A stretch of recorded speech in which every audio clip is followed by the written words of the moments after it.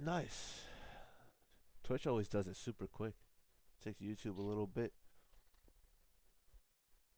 But yeah, Yeah. you don't say. You don't say. Now it's on. Nice.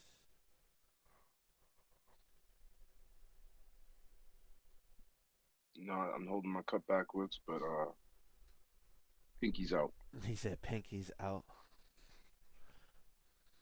Let's get it. Alrighty. I mean, sorry to wake you up, but we could have postponed it to another time, but it is what it is, I guess.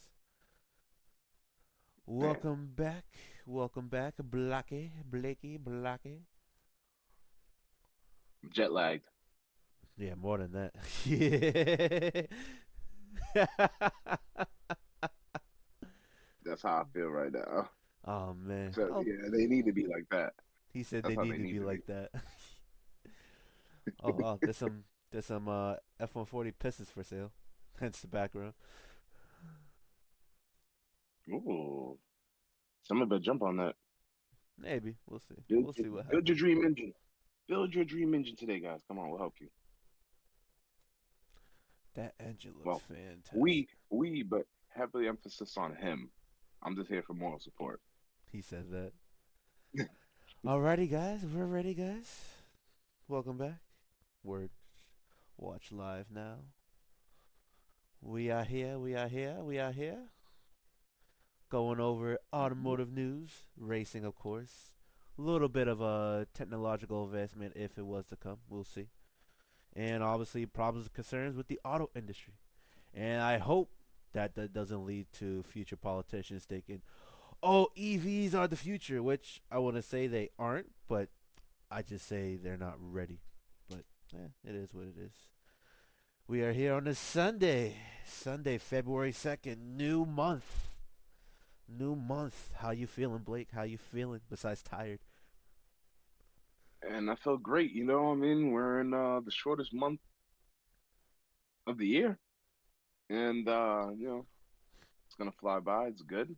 It's February. I mean, February is one of my favorite months. My birthday month, and Black History Month, and a whole bunch of other history, and a whole bunch of other events. And don't we have President's Day in February too? Eh, Oh, we don't really it's keep Veterans track of Day. the holidays over here. Oh man, you know what? I'm sorry, y'all. I don't know my holidays. I just woke up. Nah, man. What was I say? Anyways, It's funny because January seemed to drag on a little bit. I feel like even though it's a bit. February is a short month, it seems to drag on, and then like March, April, May just snaps. Yep, yep. It'd be And weird little do you know, sometimes. you're in summer. You're in the summertime. Like, man, how did I get here? It's gonna be blazing hot where Wow. I'm at. Absolutely. Man, I'll be there. Don't worry. I'll be towing a car with me down there too at some point somehow. You mean that God engine? willing. Oh yeah, yeah, yeah, yeah. We're bringing the engine down there. He's inheriting an engine, guys. No, I'm not inheriting nothing. That's Yeah, up to he's him. inheriting an engine. He's inheriting an engine because I want to see it come to life. That is true. That has to come to life. That shouldn't be held down. Let's say. Yeah, it's a little beast of a motor. Yeah. Well, gonna keep it under top secret. It's gonna come out of the top secret drag car. Come to take your money. Alrighty. Uh, let's start off with the most recent news that literally just happened. I think yesterday. Well, besides racing in Australia and Bathurst, the new, not new engine, but basically a new model engine. Let's say in the Cadillac Escalade fails after 4 miles. Let me see if I can pull. Yeah, I did. I have the article right here. Be surprised. It's a I'm actually, 6.2. I'm no, I'm 5.2. actually, I'm actually quite surprised because they had a long run with this engine and they've got it to the point where like it's everyone uses them. Everyone we talked about it before that the LS. Even now some people are using the LTs, but they like swap it. They swap it and everything. So I'm quite surprised that this is this is doing these type of problems. Just like I said, just after 4 miles. 2023 You Cadillac know, Escalade suffered a catastrophic failure. Just 4 miles on the odometer at Dave's Auto Center, which if people don't know automotive, don't know Dave's Auto Center, he's really big and he's on Discovery Channel now. He does really detailed walkthroughs. I like his channel. I watch it from time to time to like see how independent shop should work. Let's say because I think he's a good inspiration as far as how you should run an independent shop because he is in a sense, but it's big. It's a bigger. It's almost like a dealership, but it's not. So, Uh, well, I can rant on about this GM motor for days. mm, I mean, they like you said, these are fairly stout motors. They've been around for a long time. I mean, they should be completely bulletproof by this point. But it's funny. It seems like everybody makes the most bulletproof engine first, and then they figure out how to unbulletproof them down the line. I mean, all jokes aside, I'm not bringing Toyota into this, but look at the 2J. They first came out with that motor; it was bulletproof, solid. Then they added VVT, and people it tripped people up at first. Now today we actually appreciate it. Like at first, people were like, "Oh, it's weaker." no, it's No, not. no, it's not. Yeah, but back then people's mentality was It's not. technology, an extra component. It's weaker. It's the weak point. And now today we know it's not I a don't weak think they point. used. I don't think they would use the term weaker. I think they would say it will probably be less reliable because the Okay, that's a great way to put engine it. isn't weaker in a sense. They just added a VVTi cam and a sensor so that it can get oil pressure to change the intake valve timing. So I wouldn't say See, it makes it an interference motor, which kind of sucks. But at the see same everyone, ladies time, and gentlemen. He says he's not an engineer. He might be above me or below me, but he said he's not an engineer. Yeah. I said a simpleton term weaker. He broke it down. See, ladies and gentlemen, this is why we need him right here. See that? It's not weaker. It's just a failure point. And well, he just it's simplified that right there. yes, it is Just like the C2. fail. Yes, it's another failure point, but it's not the way it's designed. The way It's not a weak point. it's just an added technology. It's like it needs to pass emissions. It needs like the UZ for example never came VVTi. Then they added Right. VVTi because those That's heads, exactly what I was thinking the about cylinder too. heads on the UZ sucked at first, Yep. but they did the job that they were supposed to do. Then they added VVTi, and then everyone started grabbing these motors because they flowed so much better, X, Y, Z, etc., etc. So Oh, you that's said the problem something you're very facing. crucial. What's that? You said something very crucial. They added technology for emissions. And that's the problem with these new big V8s, though. And that's what makes them, okay, I won't say weaker. It makes them less reliable. And it is true. They can make some great power still, but they added cylinder deactivation technology, which, if y'all are not familiar, you've seen this called AFM, active fuel management on the Chevy side, or displacement on demand on the Chevy side. Mm, And on the Dodge side, you've seen MDS, multi displacement system. And Ford also had something along the lines at one point, but honestly, Ford took the high road. They put it in for like a year or two, and then they took it out. Like they took it right out their engines. They almost kept it hush hush because they saw the failures that Dodge and Chevy were having. But Dodge was having the failures first back in the day, 2005, '06 in the car Hemis and in the non-heavy duty truck Hemis. So anything that wasn't a 2500 and newer than '06 had MDS. mm, Any pre '06 Hemis did not come with MDS unless it was a 1500 truck or a car. And you see so many of these Chrysler Hemis, they need a cam, they need lifters and a cam. You see it with the 6.4s and the six and the 5.7s. And you're seeing it now with the Chevy 5.3s and 6.2s. Now, Chevy quality was better for a couple of years. It was better. It was inadvertently and inherently better. But in around 2015, 2014, it seems that they changed manufacturers for some of their parts for like lifters and stuff like that. It seems that they've gotten a little cheaper quality wise, or quality started to slip. And now we're starting to see engine failures left and right. So does it really surprise me that this engine blew up? Nah, nah. They took a very robust, stout platform and said, "Hey, you guys are getting how many miles out this? You getting 300,000, 400,000, 600,000 miles out your GM8 GMT 800 platform? Nah, nah. Put some plastic in the dash, put some plastic on the engine. Man, make these lifters cheaper. I don't as much.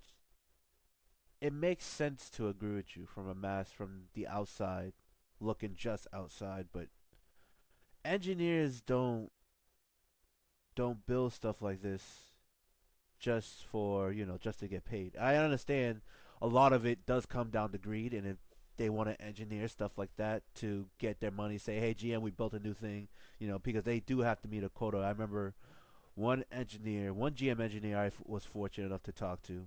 He lives over in Greece now, but I talked to him as like, why do these things fail? Like, why you guys keep creating stuff that eventually fails? You guys don't do the proper R&D or the time to develop this stuff, and then a lot of the times they're faced with deadlines. Like they have to engineer stuff in a 6 month to 8 month deadline in GM, from what I'm told, and we don't as much we have the time to go over the basis and the stuff we're adding, and that's pretty much it. And he said a lot of times, sometimes we do miss stuff here and there, but if the failure rate is low, we neglect it, which is quite interesting that he told me that.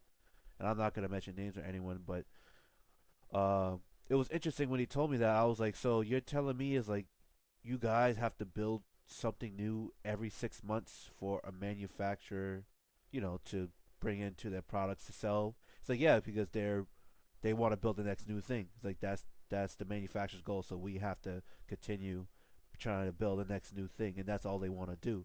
He's like, I'm like, so why didn't you just do like the progression through technology route, like the Germans do, right?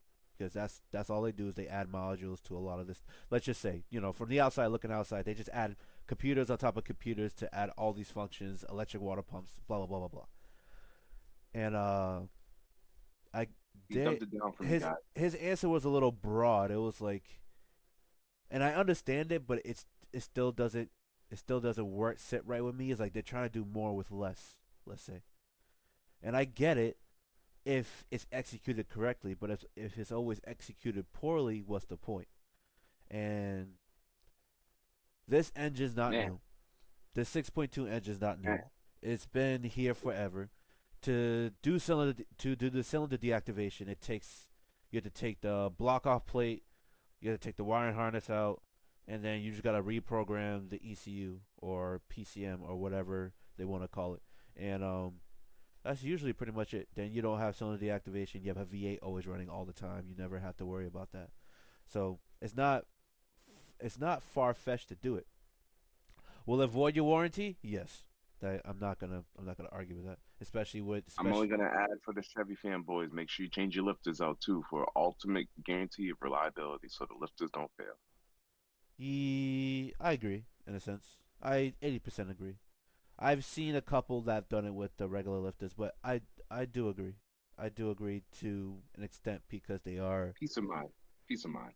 well, they That's are all. they are a failure point, which kind of sucks. But then you have to rip out the heads, which is like at that point you're building a Exactly. motor to me. So that's why I say like 80% 20. It's like I wouldn't want to do it, just make sure everything is getting lubricated right, and you're fine, in my opinion. True. Um, no, 6.2 is a good motor, I think. The L87 engines is a more oversized bore of the 6.2. I think the 6.2 is a little more a narrower bore size, even though it's still a severely over bore and stroked ratio engine. But it's quite interesting to see how even newer stuff is a failing. I never got to watch the video. I wanted to watch the video. I just know that there was a piece of a connecting rod, and I guess it's a result of a failing connecting rod bearing, which Yeah, is they think that the pin or something came off. I think I did a little bit of reading on that so article actually. It through that. resulted, Yes, go ahead. yeah, failed connecting rod bearing, not Yeah. missing points. I Which mean, not missing parts. now we're going back to the fact that no one's complaining about this on the Chevy side of things. But when Toyota's doing it, everyone was up in flames. And that part gets me mad. That part gets me You know pissed what? off. That part I can really break pisses that me down off. for you. I Cause can it's break like, that down for you. cause it's like, I get it. That's the American market, and sometimes you face that reliability issue. And we know Toyota is a staple of reliability. Now, when they had that issue, everyone was up in flames. But when Chevy now has their like first rod bearing issue, everyone's like, it's a Chevy. Nah, they last forever. Blah blah. And everyone forgets what Toyota's done the past 3 decades. Like it baffles You me. know, It really does. it's not that people forgot. It's not that people forget. It's you get a Toyota, you expect reliability. You're not looking for the most powerful machinery, but you're expecting a machine that's going to outlast everything else on the road, which That's the they same thing generally with do. Chevy. That that the Chevys, I'll be honest with a Chevy. And this is a lot of my Chevy fanboys and Chevy heads will understand this. You know, from time to time, they will make a lemon. It is General Motors. There's always going to be one lemon amongst their pack. Two, we know that I think the American mentality is we know that them Chevys can make some serious power, and most people abuse the shit out them Chevys. Hmm. So it's like, I mean, neglect them. They neglect them just as bad, like just as bad as some Toyota owners. And I mean by what I mean by is most Toyota owners know how to maintain their car, and most Chevy owners do. But your average owner, your average person, they don't maintain their car. And a lot of these people just beat these cars up, don't give them oil changes on time, redline them. So, but with Chevys, we kind of give that tolerance. A lot of Chevy people know, or as of like late, that their trucks ain't what they used to be. I mean, we know this. We've seen the GMT 800 platform. You look at it, doesn't look like much, but it works. It's solid. There's enough electronics to keep it modern enough, but to still keep it like an antique, archaic, old school muscle car, where these newer trucks, he said, they added so much technology into it. They're trying to make them more efficient. They're trying to make them better. But yes, the like okay, for example, the GMT 800. Now I'm talking about transmission. Had the 4L Slippy, right? People used to nickname them, but they For worked. us, So a Slippy. lot of people got high miles out of them. And yeah, the 6L series transmission that came in the GMT 900s and the '07 and up platform, those are great. They're robust, they're reliable. But now the engines are made out of glass with the AFM system. Nah, and that's where I So many disagree. failures. And to me, that's where I disagree with you because it's not like the engine's bad. It's what they're doing to the engines that make so quote unquote But them it bad. kills your engine. It does kill You're your driving down it the does road, kill your you engine, got you have yes, oil. I mean, but you have metal. I said oil. Sorry, you have metal shavings in your oil. I understand it kills your engine, but Metal. the problem Yeah, is the problem is it's fixable. And that's why I say it it doesn't is. really kill your engine. It's the stuff they add It is on fixable. that can kill your engine. Doesn't make it weak, doesn't make it glass, you know? It just that's the stuff like Subaru 5 speeds are glass. You see what I'm saying? But Subaru six but speeds are in the like American nasty mentality, strong. but the American mentality is unless you're really a car person, which that's why I said these SUVs kind of suit car people greatly and dearly, because you know what I mean. You kind of are happy. You're buying like a ticking time bomb, and you're like now you get to say, hey, once this thing blows up, hopefully I saved enough money and I can rebuild this engine into what I want it to be. So it's like if you have that goal and mentality, these SUVs would work for you. Chevy, GM Yeah. truck, but right now, most people they just want, it's like you said, they want to get inside a Toyota or something reliable. And Chevys are supposed to be reliable out of the big three full size SUV truck lineup. Like, I mean, you see them everywhere. They dominate that market. So we expect it to be something that lasts. And I'll be honest, if you go on the Chevy forum or like the I'm in a couple of Facebook forums Hmm. only because I wanted an Escalade before I got this QX80. And again, I don't, I'm not knocking these newer GM trucks, but if you see the amount of failures that people deal with that are not covered under warranty, I honestly want to say that this is a step in the right direction, GM, because what's gonna, I mean, for GM, you know, because it's making people wake up and smell the coffee, and people are gonna start looking at their motors and holding them accountable now. Because I see so many Yeah, people true. with the failure, and they're like, "Hey, guess what? It failed. Rebuild your engine now. Throw that Chuck Norris cam in there." He Nah, said, man. "Throw that Chuck Norris." I haven't heard that dude's name in a long time. Oh So, man. so you just see so many people throwing cans and lifters, and that's like parking their beasts, and you're like, okay, all right, if he's gonna turn that into a race truck. I Yeah, mean, that's true. hell, now you're seeing people swap superchargers on them because they're already in the engine. So they're like, yeah, can I get that? What's that motor? Is it the LT5? Like, can I get that supercharger from it? And then they're throwing it on there, and we So here we V go. truck.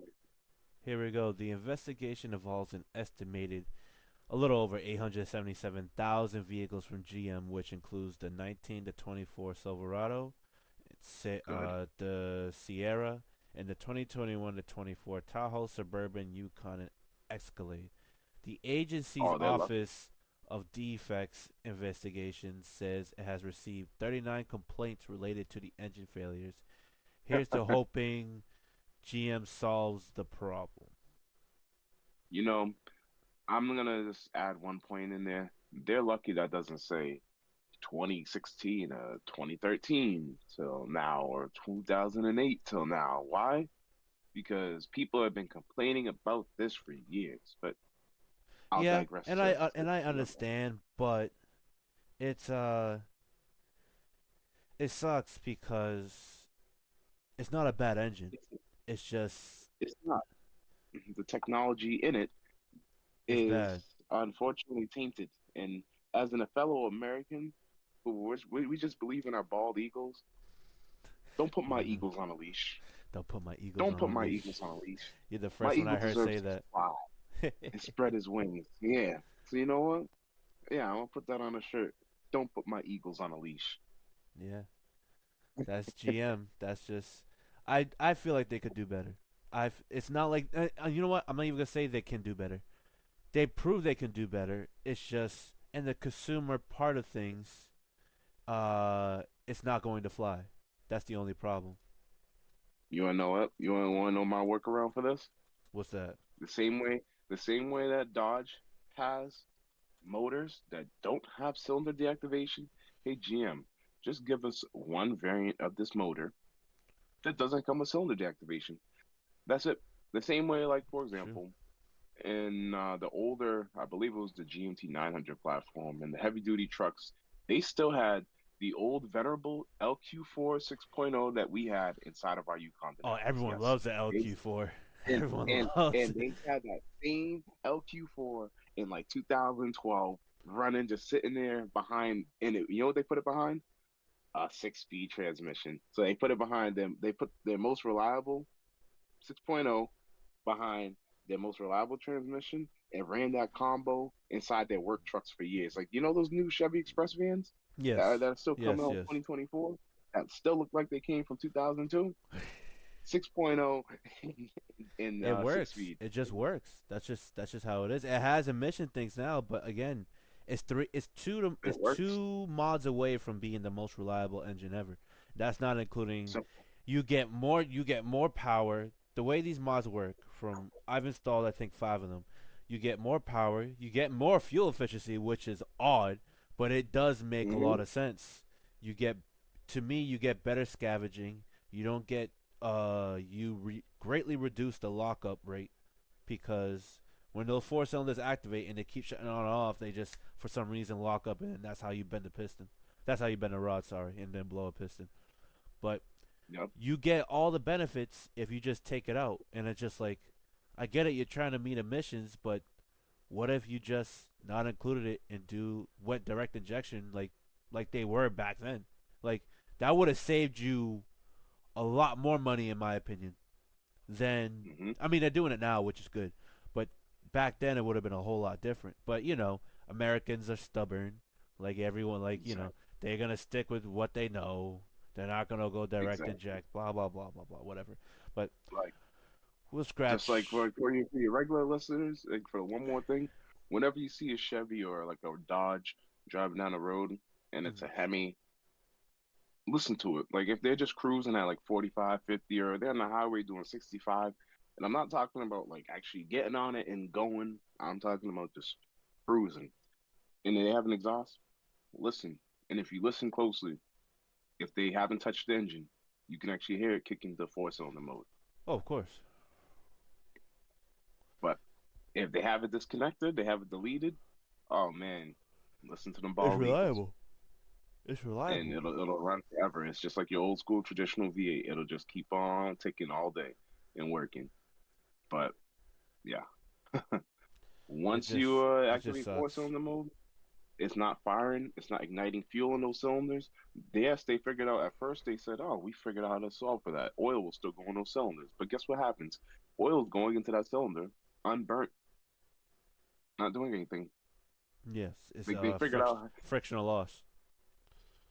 exactly. And then on top of that, you have a chance of the lifters actually physically collapsing because on those specific designated cylinders, the Hmm. lifters have some sort of trick technology that basically they fill up with oil, they'll either expand or collapse, Yeah, it's and a depending hydraulic on what lifter. you need, and essentially that's also what helps controls your motor from going into well, staying in eight-cylinder mode or going to four-cylinder mode.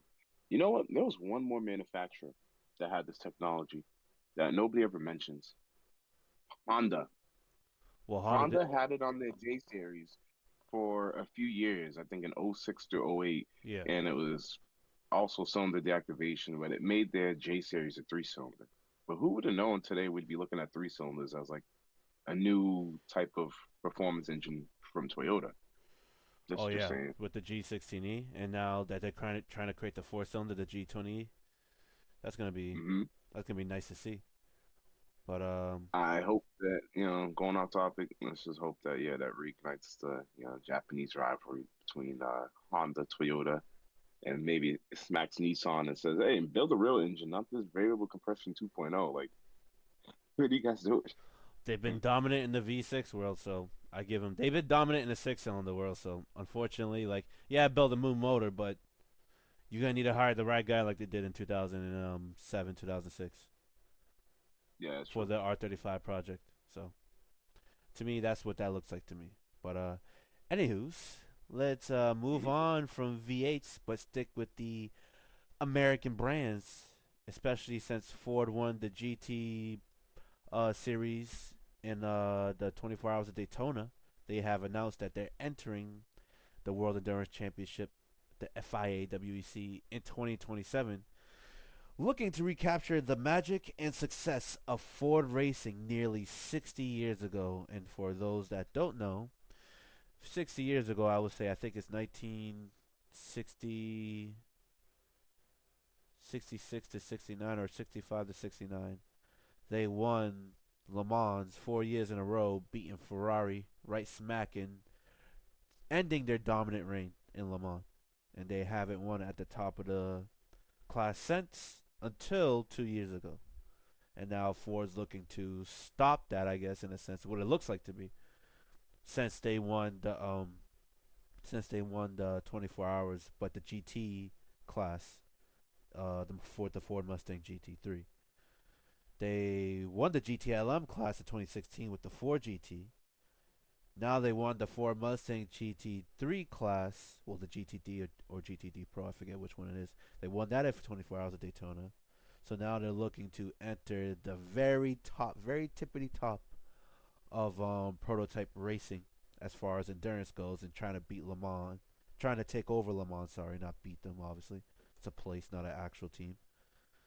And possibly they might be looking to take over the entire championship as a whole instead of just Le Mans. It's that whole mentality of win on Sunday and sell on Monday type ordeal. I guess I do respect Ford. they're I trying to respect them for that. bring that aspect back into fruition, which I don't think will, but we will see. Let me see. We're here. Bill Ford, Ford Motor Company Executive Chair. We are entering a new era for performance racing at Ford. You can see it from what we're doing on road and off road, which I forgot they did enter the Dakar Rally, and they've actually uh, are doing really well, quite surprisingly. When we race to win, and there's no track or race that means more to our history than Le Mans, which is true. It is where we took on Ferrari and won in the 1960s. It is where we returned 50 years later and shocked the world and beat Ferrari again, which is the GTLM series with their Ford GT. I am Mm-hmm. thrilled that we are going back to Le Mans and competing at the highest level. Yep, which is going to be the Le Mans prototype. Which I'm surprised it ain't the LMDH, it's the LM, just the LMPH or the LMH. At the highest level of endurance racing, we are already once again challenging the world and quote unquote go like hell. It's I interesting. like it. It's Ford. This is Ford. This is me thinking that they're touching on American history again. I feel like I'm not gonna make it political, but I'm gonna say these country companies need to tie back into their history and their heritage and what made them successful and great. And have to that's gonna look like opening up a book, looking back in and saying, hey, what was our plan back then? And back then they made race cars for the street. I mean, I'm not gonna say Dodge was doing that for a few years, and which is why Dodge avoided going bankrupt back in like '09, 2010, Mm-hmm. because we know the logistics behind it. Long story short, Fiat came, bought them out. Now they're Stellantis, and Sergio bailed them out before he passed. But anyways, long story short, Ford, if you're going back to your roots and you're making street legal race cars, 'cause I think we see it now in the street car world. The Ford F-150 is dominant.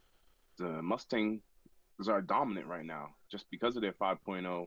Then you have so many Yeah. different variants. I mean, you get a Raptor, you can get a twin turbo V6 F-150, or you can get an EcoBoost four cylinder Mustang, and then you have a V8. Then the F-150, you have an endless amount of choices. I mean, at one point they had a 2.7 V6 twin turbo, a 3.0, or I think it's a 3.5 twin turbo. Now that's only in the Raptor. You still have that 5.0, and you still have the new Raptor R with the 5.2 supercharged V8 with 700 and oh man, I can't even remember how much horsepower. But it's a lot of horsepower. So I mean, you have so many options. You do. Ford, it's like yeah, they're giving us street legal race cars again, and they're giving us choices. I mean, they even dropped in crate motors. Like it's like, hey, what a time to be alive for a Ford fanboy because right now they're keeping the V8 alive. They're keeping race cars alive, race engines alive, and these engines are coming in your regular everyday car, and people don't even know it. I Well, agree some with people. I agree with everything you said. The only thing I gotta add to it is I feel as if they overcharge for some of their products. Not the engines, Absolutely. not the engines, and I guess not more the consumer cars like the Ford F-150 because the Ford The F-150 Relics are cheap. everyone calls it like the Mexican GTR, which to me they're not. They're nowhere near close to a GTR, but people Funny, like they to even give call it American. They call people it Mexicans built in Mexico. they call it that. Well, it's more of Most a of the parts, stigma. It's more of a stigma in a sense. yeah, mostly built in Mexico. But it's like, well, it's not only that. It's a lot of times who drives a Ford F-150 in the landscaping crew. You know what I'm saying? It's a stigma in a sense. Oh But I get man, it. it is true. It is true. I will say I'm not gonna lie. I've seen it, It makes sense in a sense. But but I yeah, would say, especially with the way they priced the Mustang GTD, yeah, I too think much. they're overcharging for a lot of their products. Now the Ford GT is the exception. I'm not going to put it in that category because it is a rare one-off car. But now with the Mustang and now with everything else that they're trying to add to the fleet, I just feel like they're Yeah, overcharging. That's my only complaint to Ford. They've gotten better engineering wise. They had they had the oil consumption issue in the earlier model, or I think no, the second gen yeah, Coyotes. So yeah. Gen twos. that was always an issue with them was oil consumption. They finally somewhat figured that out. They got it down. I wouldn't say they figured it out fully, but they've gotten a lot better, in my opinion. Yeah, the Gen twos were 2013 to 2017, I Yeah. believe. So I think they just overcharged for a lot of the stuff they do. That's my only complaint to them. Other than that, like the Ford F-150 is not. I wouldn't say it's overcharged because you literally it's overcharged at first, but you wait 2 years and all of a sudden the price drops almost 20 grand, Yeah. 10 grand. So it's quite interesting how deflation like that happens. But I mean, I saw a Ford work truck. I mean, I thought about it. It was like, I think $20,000 with a 5.0, and no options, just a radio, seats, cloth seats, of course, a 5.0, and four-wheel drive. I'm like, guys, I mean, if you look at it, that's a brand new vehicle that you're gonna be able to take down the track.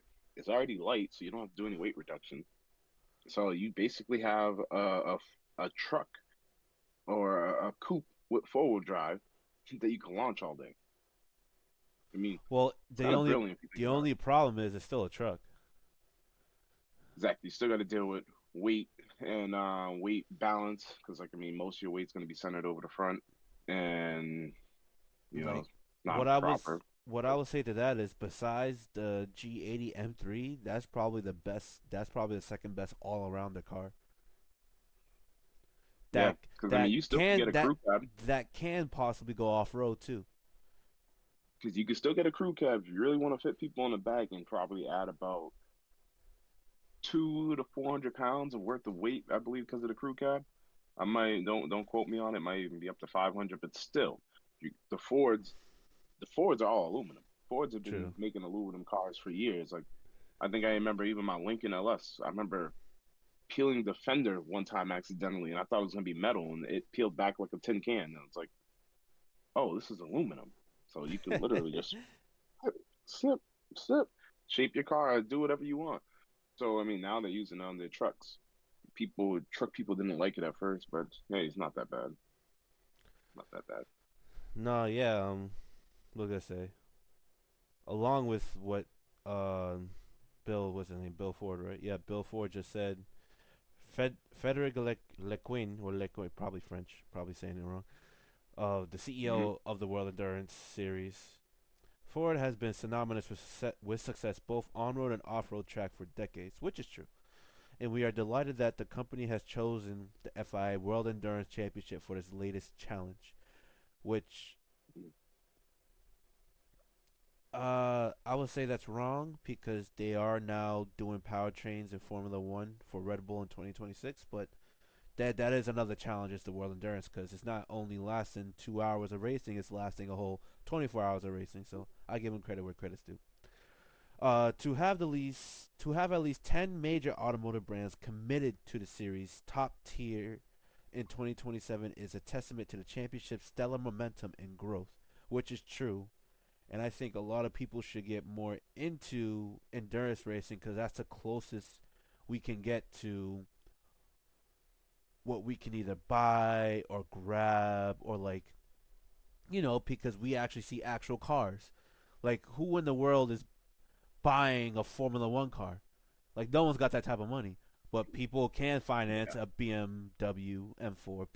People can finance an AMG GT. People can go out and buy these cars or buy these things. So it's not far off from what they're used to. Which I that's why I say I think people should get more involved in endurance racing. I know like Drive to Survive and Netflix made Formula One blow up over here, and I get that. I've been watching that since I've been watching F1 since Lewis won the championship in '08, and I've seen the run of Sebastian Vettel in 2010 to 2013. Like he was the most dominant, and then after that it was just Mercedes dominance. Lewis was fighting with Nico Rosberg for a good amount of time until 2016, where Nico actually finally took the reins and then suddenly retired, and then Lewis just been on a run until 2021, where the infamous Abu Dhabi race decision kind of messed that whole last race up. It tarnished it. It tarnished both the FIA and the F1 drivers. Let's say photo present. I forget. I don't know what to call it, but to me, it messed up Lewis's legacy, it messed up Max's legacy, and it messed up the FIA and F1's legacy as far as what could have went down. So, and then after that, Max has been pretty unstoppable until Max has been pretty unstoppable until now, and he's probably going to continue that if the car is suitable for the demand. Because he just, with a car that's been underperforming, he still was able to clinch the drivers' championship. Needless to say, I get why the popularity has blown up, but as far as a more relatable racing series, the WEC is definitely one of them, and people should get into it more. I've been watching WEC since 2014, I would say 2015, 2014. Actually, no, 2013. 2013, I've been watching it, and it's been more relatable. I've been more on that than on F1. And I've recently gone back into F1 when Nico was fighting Lewis in 2016. Like I've been watching it on the side, but not like that until that was happening. I was like, oh shit, this is happening. So it is nice to see that the American brands are getting more recognition in the sport, especially endurance and now F1. But I would say it's more endurance because they have more history in endurance than they do anywhere else. That's just a given. They have way more Yeah, history in endurance in actual racing than anything else, regardless if it's F1, F2, even sometimes World Rally. They've been on tarmac and they've been going. All right, how long can we make this happen, and how fast we can go, and that's been their staple for since racing began in like the tens, the 20s. So I that's the like thing. it. A lot of people forget Yeah. about the motor. How long can your motor actually last? I mean, you can make power all day. You Well, can they make power. It's cool making power, but can you keep that power together? they look in the sense of I guess like reliability standpoint. Like I get it, like keeping that power together, but that's why everything's detuned, and that's not what the Really? endurance championship is there for. Endurance championship is there for. All right, you got a cap, you got to meet that cap. Now, how long can you last with that cap? And they're like strained out almost. They're like strained out with like Yeah, 20 to 30% of lead over because those, for example, the Cadillac LMDH LMPH car with the 5.5 liter V8 that went from revving to 7,500 to now revving to 8,800 RPM. Like they're stringing that motor out to an extent, and that car is fast. It just faces a lot of reliability issues, which then yeah, we're back to that problem. Which all right, now you're fast, but you're unreliable. But then now you're reliable, but then you're not that fast. It's like, well, make up your mind. You need a good balance, and that's always exactly. been the issue with a lot of manufacturers, not just the Americans. Even though the Americans are kind of kind of symbolic Yeah, in the sense of that problem formula, but yeah. They're no, kind of just making it fast and then worrying about reliability and kind of fixing it along the way. yeah. So it's gonna I be, mean, look at Ford. You see Fords blowing up all the time. You'll see a Ford racing somebody down the road. And of course. I do respect Ford. I respect them. They're giving you all the sauce whenever you need it. All the sauce is right there. Blow up your car. Who cares?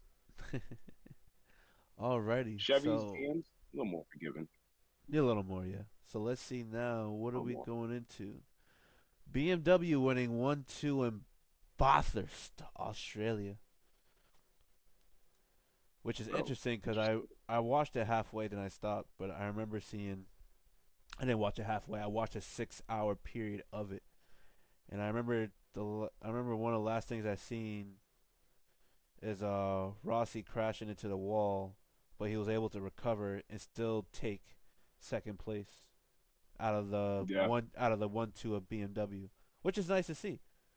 It's really nice yeah. to see because You know, it's interesting though. I mean, I'm not really surprised that BMW won because, I am. I'm gonna tell you that right now. well, really. Yep. I mean, I feel like BMW, we know they make such a good car. I mean, again, as I said, most people who know BMW, the M4 right now is very dominant in the racing world right now.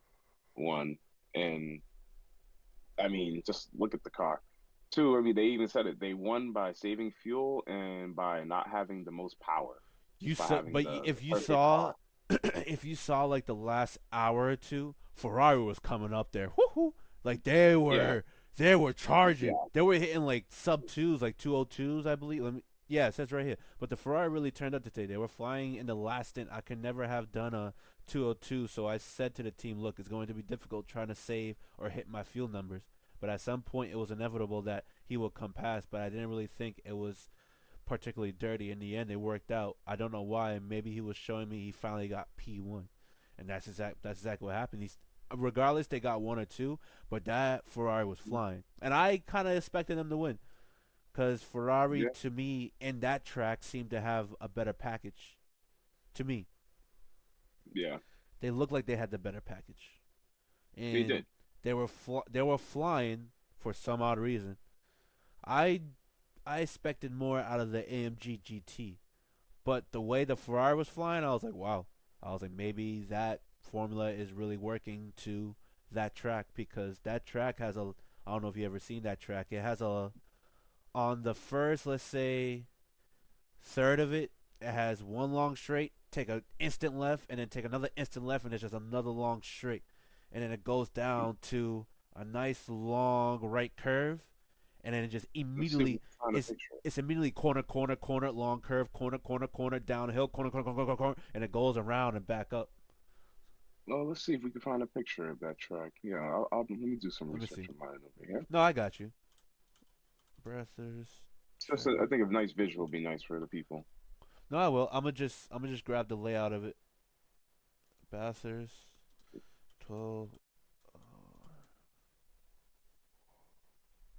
Perfect. images. All right, let's grab it right here.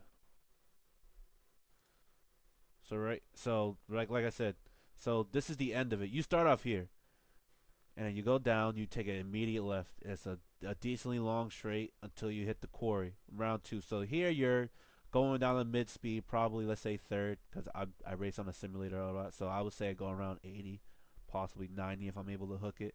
Then once you get up this, you're going uphill from second to third to fourth.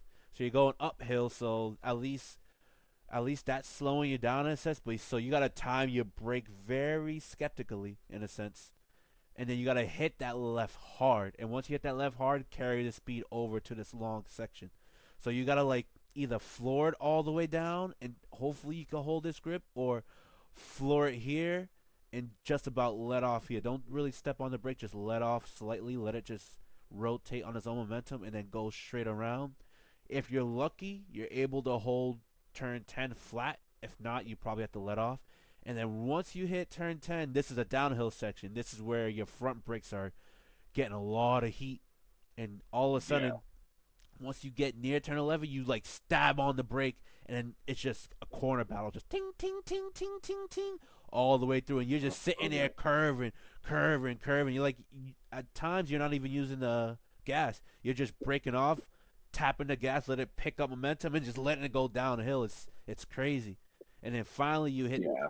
17 to 18 where you just hit a sharp stab on the brake and then start curving it left and letting just the weight just let it just rotate you in a sense. That's why I think like cars like the AMG GT will benefit from this track because of the way the corners are set up from 1 to 17, and then after that Yeah. from 19 is just it's a straight line battle. So from Yeah. there on, And it's it's gonna be like all out. Just who got the speed? Who got the best that's acceleration? where the BMW shines because it has better acceleration, better high end speed, I think. Yeah. And that's where Good everyone cornering. else sort of Good falls cornering short. strength. But I'm quite surprised Ferrari is like their package was able to fly like that. I'm quite surprised that that happened. So, It is but hey, Ferrari. no, It is yeah, Ferrari. it is, it is. They wanted to make sure they were the fastest. They just gonna out edge them in the corners. And Mercedes somehow was able to hold its ground with the AMG. But it was a nice 1-2 finish. It was definitely a nice 1-2 finish. That I will give Yeah, him. actually, I mean, it shows the strength of BMWs. I should say right now, like with the proper driver That was and all. proper conditions. That was all saving though. That was all like fuel saving. Yeah, fuel. That was all weight savings. So I was gonna say with weight savings, this is stuff that you can keep in mind. You can carry over into your street car if you really want to. You know what I True. mean? Just weight savings, weight savings, weight savings. But That you is also true. need a proper chassis, proper chassis. Like, I mean, the AMG and the Ferrari, those are well respected chassis. But the BMW just has a simple package that works. I mean, and they're milking that platform. They're doing exactly everything they need to do with that platform.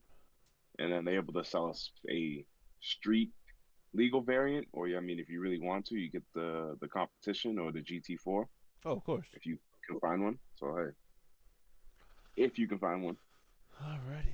Thank y'all for tuning in live. We're just talking about cars. The topics we just went over as far as uh, GM's engine failure, the Ford prototypes, and now we're just finishing up the 12 hours of Bathurst. BMW's 1-2 yeah, finish. yes, So, now, let's just throw in this topic here. The Gen 4 Hemi. I mean, it's been speculated for about 2 years now, but I guess people are I dropping more agree. and more videos about it. What do you think about it? This is more of I'm your gonna say area, let's say. I'm gonna say is what I expected. Like just like I said. I mean, you saying it too. You said it. They need to build a new car. They need a new Hemi. The Hemi's what made Dodge Dodge. It is true. Like I said, I mean, the only thing I think of is always starting my Hemi because I mean, it sounds different. Hemis just they're Hemis. People like them.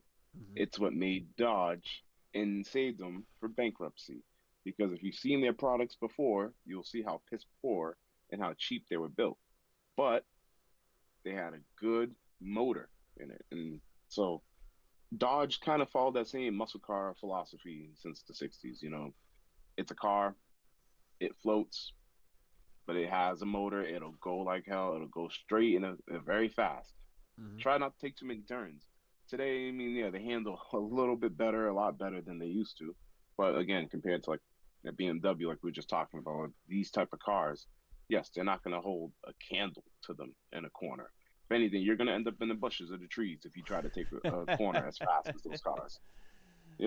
So just keep that in mind. But at least you got yourself something that'll go fast in a straight line. So drag racing, Dodge makes great drag cars, and if they're able to give us a modern version of the Hemi, like I said, you and I talked about this with weight and things of that nature. If they give us a modern version of the Hemi, I'm talking light, at least 400 pounds, around 400, you know what I mean? Because I don't see how they can make it any lighter.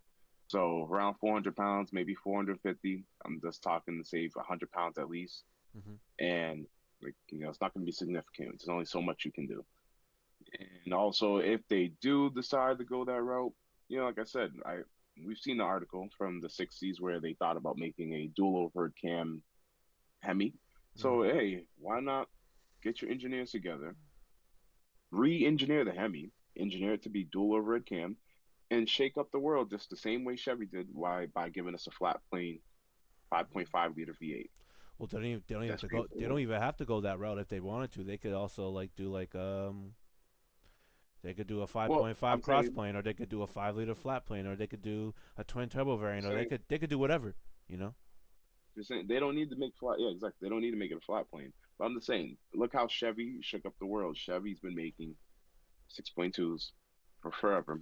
Again, we were just talking about the 6.2. Mm-hmm. That's a variant that comes in a Corvette. I should have mentioned that in the beginning. That same 6.2 that comes in the Escalades, it's just the iron block version of the one that comes in the Corvette, except I believe the Corvette also comes with fuel management on it, believe it or not, active fuel management. So Mm-hmm. that is something you do have to keep in mind. Because it's direct But injection, right?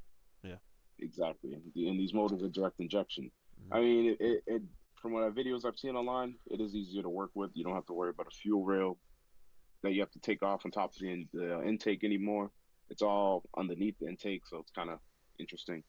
But long story short, Dodge needs to reinvent the wheel. They need to give us a dual overhead cam Hemi, and if not, give us an all aluminum block Hemi that's also just as strong as your current block. So at least hey, if we want to make over 1,000 horsepower. All right, then we know we can at least hit that goal. But if not, Dodge, I don't know. Well, I don't know what I to think say. that's easy for them. They just gotta sleeve it, and that's they gotta like, have like a factory sleeved engine in a sense, and that's pretty like Ferrari. Ferrari sleeves all their engines. You know, it's all Hmm. aluminum, and they have factory like a steel sleeve with a spray coating on them that like is super slippery, like to the point where a lot of cutters that try to machine them can't can't machine the cylinder wall because that's how like slippery it is. Like they're as much as people talk shit about Ferrari engines, they throw some trick stuff on their engines to the point where they could be as reliable as just people who own Ferraris think I got to keep it low miles. I have a feeling that a lot of their engines can last like 500,000 miles, and that's I would say that's my hot take for today. I say that was my hot. I mean, I'm just doing a hot take out of nowhere, but I feel as if Hmm. anyone actually string these motors out, they can go 500,000 miles, in my opinion. But I would You telling me if I got a Ferrari motor, you believe it actually could last? I might have to consider that then. like I would say I would argue the V12. Okay, I would argue the okay, V12. But okay. I actually see where you're going. going back to I what see where you're going. you were saying about the Hemi is they can make an Mhm. aluminum. Are they going to choose to do it? That's a different story. They could have the Ford engines. They were all iron block till they went aluminum. The Chevy engines they made iron blocks for trucks, and they specifically made aluminums for the Corvettes since the dawn of In time. cars, yeah, So it's like yeah. it's not like Dodge can't do it. It's a matter of if and when. That's the issue. That's always gonna be the issue. They make a The time is now. the Pentastar V6 is all aluminum.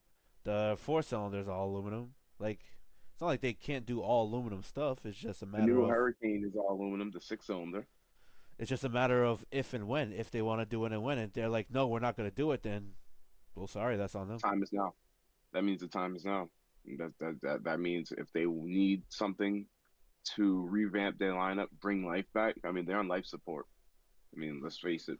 And if they need something that's gonna resuscitate them and get people to notice them again, I mean, not only is it gonna be just the Hemi. I mean, come on. Like, I hate to say it. We've seen Hellcats. We've seen them everywhere now. We've heard them in all the rap songs now, so we know what they are. We see them. They're stolen all the time. So I mean, there's nothing new to us now anymore. It's like we see them. We know what they are. Now they have to give us something new, which that's why I tell you that the Hurricane is going to be the new motor of choice temporarily.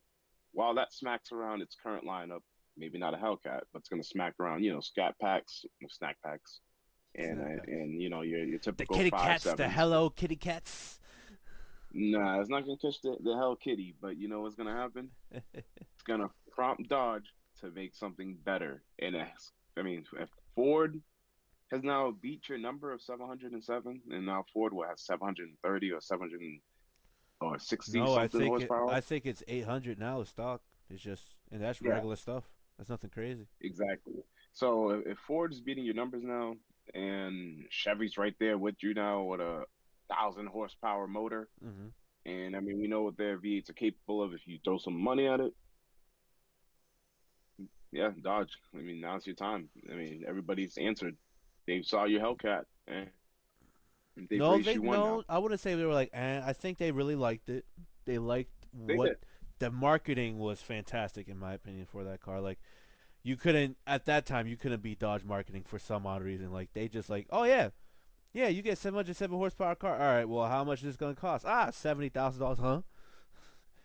like, Hmm. like you couldn't beat the marketing for that car, and the way they kept it cheap, and the engine was a selling point, and that's why I told you before, like the Hemi belong, like it's just synonymous with Dodge, because that engine Yeah, is the selling point. You take away the selling point, who's gonna buy the right. car?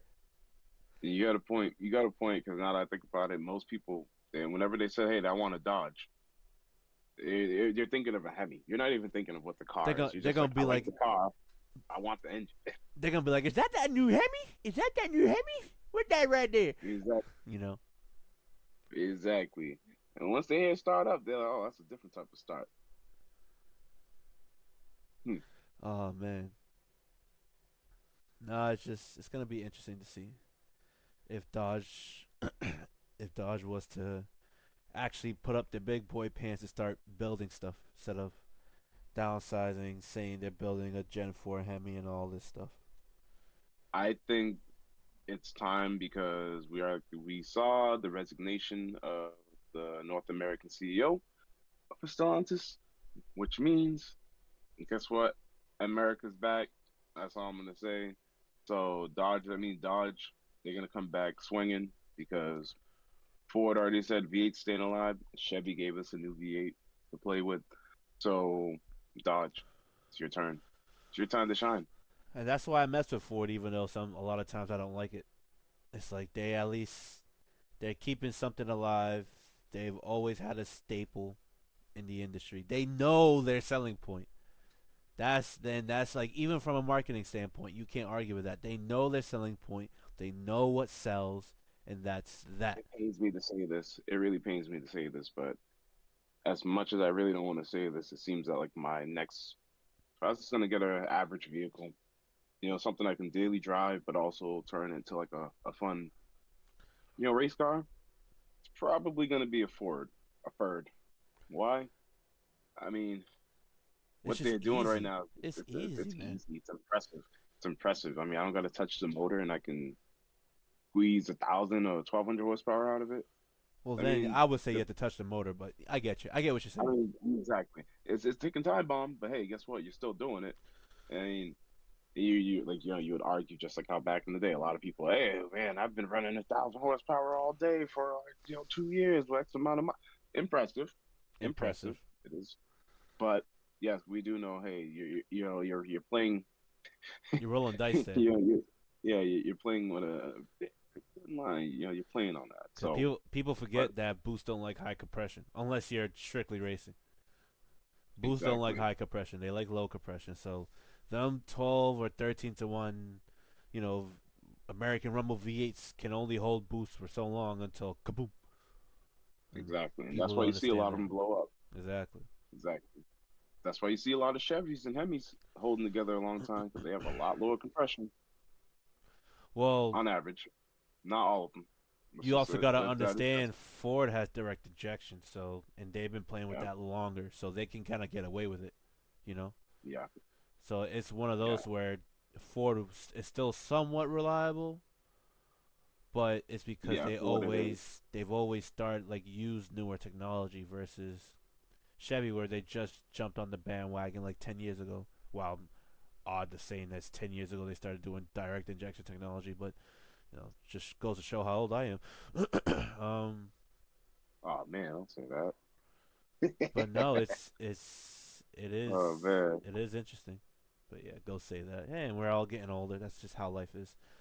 But no, at the end of the day, it's about in simple terms, who could build the best air pump? For right now, Ford yeah, can. Chevy's now up there. They're now building the better air pump, I would say. And yeah, Dodge hasn't built a good air pump. They built a stout package. They built a good motor. They haven't built a better air pump than the two. Once Chevy went dual overhead cam, is now Dodge is in the back burner once again. yeah. Because the Hemis did flow fairly well, and like basically, yeah. If you're comparing the Hemis to the engines that it came out against at the time, like the 5.4s, the 4.6s, and even then, those motors, I'm gonna say it again. Ford knew how to build fairly good motors, fairly decent, and fairly good packages, Hmm. and those motors lasted forever too, and they were very good air pumps. But Chevy, the LS came out around that time. So yeah, the Hemi had to compete with that. And as we know, the LS has been out. The flow's all right. I mean, the Hemi edges it out just a little bit. So Yeah, and it's in that order. Ford, then Chevy, then Dodge. Because Dodge has always been last. And whenever they got their little shine, of course, hate to say it, somebody else has outshined them. yeah, It's just and now, I mean, the Hellcats kind of helped them stay dominant, at least in the streetcar world. And that's what I Just hate. because. That's what I hate about it is because Dodge can build stuff and it just sells and everyone talks about it. It's in videos, it's in rap videos, all this extra stuff. Like Dodge can build a car that sells, and they could build a car that will take more sales away from the Mustang, Camaro, and even the Corvette. My problem is they always do it late, and this is the first time they did it late and actually outshine the other two brands. This is the first time they ever Yeah, did it. When's the last time they yeah, built something that later than Ford and Chevy that outshined them? Never. The Hellcat was the first thing to do it. yeah. And yes, we're not saying the Charger because no, Dodge beat them. Yes, the Mustang and those cars were out. Yes, the Camaro, but the Charger was also out too. It just it got the engine the same way. Kind of look at it today, the modern day Hellcat. Yeah, The Dodge back in the day, they got the 426 and then they got the 440 Hemis. Then today, like I said, I've always wanted a Dodge because they came out with the 6.1. They're like 420 horsepower, 25, 425 horsepower. It's like, damn, you putting that in a regular car? Okay, that's cool. I mean, now today, look at our modern cars. Most of them have 400, 500, some 600, 700 now. So, I mean, just yeah, see but how far by we those pushed the numbers pendulum. back then was definitely different. Exactly. Those numbers back then, it's like, whoa, it's like, okay, you guys, you're building a street legal race car, but it comes in a very heavy package. It's all right. It's all right. It's a comfortable car. True. And, people accepted it. But yeah, same concept. They put a big motor inside their car, their current lineup. They sold it, and that's how they made their sales. And Dodge has been notorious for that. So can they finally do something different? Can they finally give us some innovation? And I'm not saying Chrysler never did. They used to in the 80s, but True. they lost a lot of money, so they stopped. Well, even back then when they were racing, even in the 70s, they could have the stuff they were pulling out of the manufacturing would have been more dominant than Ford and Chevy, in my opinion. They just kept axing a lot of projects, like the one you sent me about the dual overhead cam. It's like, and they banned it from NASCAR series because they would have, to be honest, they would have smacked the floor with them if that ever came to fruition. Same thing when they banned the Charger Challenger from those type of series. The car was the first car to hit 200 miles an hour for America. They were like, "Nah, we're Yep, banning it." It's like, bro, like it's not like Dodge can't do this. They were killing the and whatever engineers they had back then, they were killing it. They were giving everyone a run for their money. They were like, "Yeah, we used to work yep, for Ford, but we know what we're doing." And it's like yep, the last time they did something similar to that, again, it's the Hellcat.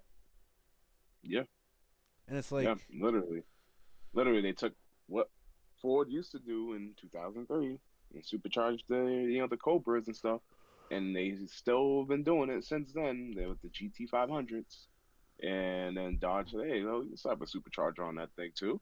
And I mean, even Chevy supercharged their engine, the 6.2 that came in the CTS V oh, of course. G2, so the V2, so the second generation V, and the Corvette ZR1 at the time. Yeah. So I mean, you have these beasts of these V8 motors that all push 600 horsepower easily, and then Dodge said, you know what, we want to have fun with that too, and hey, 700. There we go. Well, they were doing six. I would say they're doing five, not 600. But I do agree with you. They were Yeah, doing that, and then all of a sudden, they were like, "Huh," and they just like throw a blower, and it's almost like that was the key is up the displacement by point one and throw a blower, and all of a sudden that was a recipe for everything that was to come from 2016 to 2019, 2020 ish. I'm thinking, and the only reason I'm saying, I think I believe the second generation or third generation V had 638 up from the 550, and that's why I'm thinking the 600 number. Mm. They like significantly increased it, which was like, and I don't think they only increased it obviously because Dodge had the Hellcats running around, so people are like, what do you, why don't we have 500? Yeah, Of course, they were just a cam and intake away from an exhaust away from 600, and actually most Chevy V8s from the factory with superchargers are actually severely restricted. So you change that cam out, you're gonna gain an extra like 60, 70 horsepower, maybe true. 80. Very true. No, I get it. I get it. Alrighty. Nah, it'll be interesting to see, but we'll see if they get back to their good graces or not. I argue Oh no, yeah, but it is what it is. oh yeah. Now, We'll see what happens. this is gonna be an opinionated topic, but let's talk about the best of what we think are the best engine configurations, and I will let you do it because I don't want to get into it, and then I just go on a rant as to why. But Hmm. Just engine configurations. what do you think are the Well, best engine configurations? I am partial. Obviously, I'm always gonna like my V8, so Mm-hmm. I'm always gonna like my V8. I always like the V8s. They're solid. They make a good sound. They're aggressive. They have a rumble, and yeah, naturally they're not balanced motor, so that's why you get that rumble. No, my favorite six cylinder, inline six. I have to say, inline No, six. so we'll do that another time. We're just gonna talk about You know, your favorite engine configuration ever. Why you oh, you like don't want it. to talk about them all? You don't Nah, want to talk about them all? Okay, nah, we're gonna do okay, just our favorite. I feel like we could start like that and then just do our favorite. okay. You don't want us to go on a rant. Okay, We could all definitely right, do that on the Thursday one. all right. So then, favorite configuration ever? Yeah, I'm gonna stick with a V8. I'm sticking with a V8. Why? They have that brawny sound. The lumpy. I mean, you don't see people twin turbo V8s often, not until recently, modern day. So you've always seen turboed four cylinders, turboed six cylinders. Hell, we've even seen twin turbo V12s. Now we're starting to see twin turbo V8s, and happy to see it. I feel like they're the perfect size for most packages, and if you get the right motor from the right brand, right manufacturer, and you're able to add some supporting mods to it, what can't you do?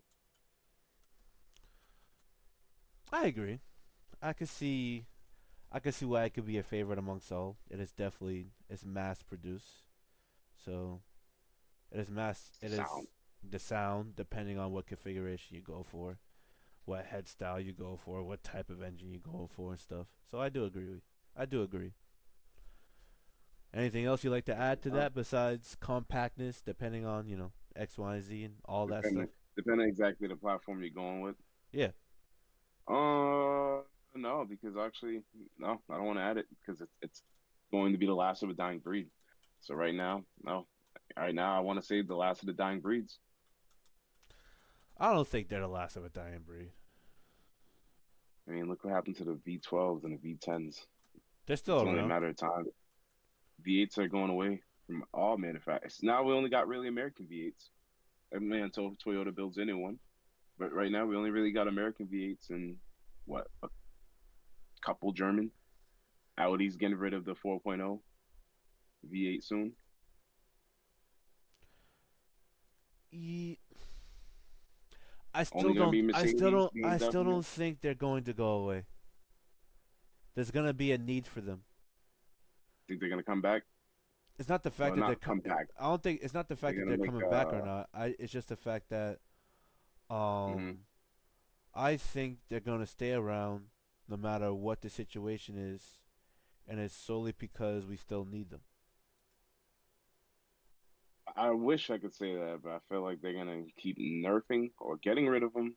And the only way we're ever going to see one, obviously, is going to be in bespoke models, like race cars. And on top of that, most manufacturers now that they got their new Turbo Sixes, Hmm. they're going to say, "What's the need for a V8?" They're never going to even look back. Unfortunately, some of them they're just going to continue building on that technology. Nah, Pains me, pains me and that's where I disagree with you. I think it's still gonna be around no matter what the situation is. for the Americans. Yeah, I need to see, I need to see Nissan give me another V8, Audi give me another V8. I'm not obviously I'm not including the Honda. Honda doesn't do it. And then what else? Who else? That's really it. I mean, BMW's had their V8 for a while. Mercedes took it away and now well, said, "Hey, we're gonna put it back well, eventually." they didn't Audi take said, "We're Mercedes didn't take it away. They just took it out of one of their models. yeah for testing purposes to see how the market would react." And they seen what happened, and they were like, "Ooh, yikes, sorry." And then Audi said, "Hey, we're gonna downsize our V8s, but we're not gonna go as drastic." So obviously, what does that mean? They're gonna give us a six cylinder. They've always had a six cylinder though, so it's not like anything too far from what they're doing. Exactly, exactly. But at least it's not drastic. But then see, Audi's going away from the V8s, which I mean, I'm not gonna say their V8 was anything spectacular, anyways, but it was, it's pretty good. It works. Yeah, but I like that engine configuration. I don't think it's going anywhere anytime soon, regardless of Okay. how much is getting downsized. I mean, that's why all these V8s are twin turbo. The V8s are basically two four cylinders, and it depends just on the crank configuration. Yeah, I don't think they're for going. sure. I don't think they're going anytime, anywhere, anyway. No matter what the situation is, they're gonna be here, whether gas or petrol for people in the Europe, and diesel. Whether those Mm, two configurations, it's always gonna be there, no matter what. okay. But I do like that. I do like that. I would say I think my Yeah, that's favorite my favorite. would be Yeah. probably be the V12. I want to go V10 as my favorite, but the V12 is so synonymous with motorsport, so synonymous with how do I say engine configurations, smoothness, It's high true. revving, It's sound, true. reliability, which people for some reason forget that V12s are, I think, Yeah, more reliable than a lot of even it's true. V8s. Two Um, inline sixes put together. exactly. So you get primary, secondary balance, like negative vibration harmonics. They just cancel each other out Yeah, just because it's an inline six. perfectly balanced. Now you Yep. get those two in a V, and you get so much power. It's crazy, and the fact that Yeah, it's for sure. auto manufacturer still making it to this day. They're still keeping it alive. They're not, to me, they're not going anywhere. Lamborghini and Ferrari are probably the only two keeping it alive, and they're going to continue keeping it alive, no matter what it is. Um,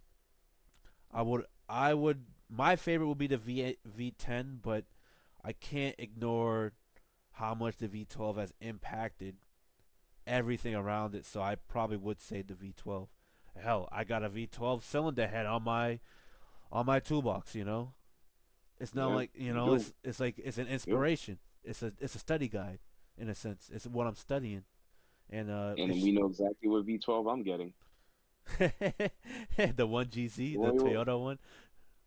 either it's gonna be a Toyota or we know that old school Mercedes. Oh We yeah, know the exactly which one I'm M120, talking. the M120. Yeah, the Right? one that was using the Paganis and the SL 600, the Yep. S600s and stuff. It's gonna be a nice old school S600 sitting somewhere one day.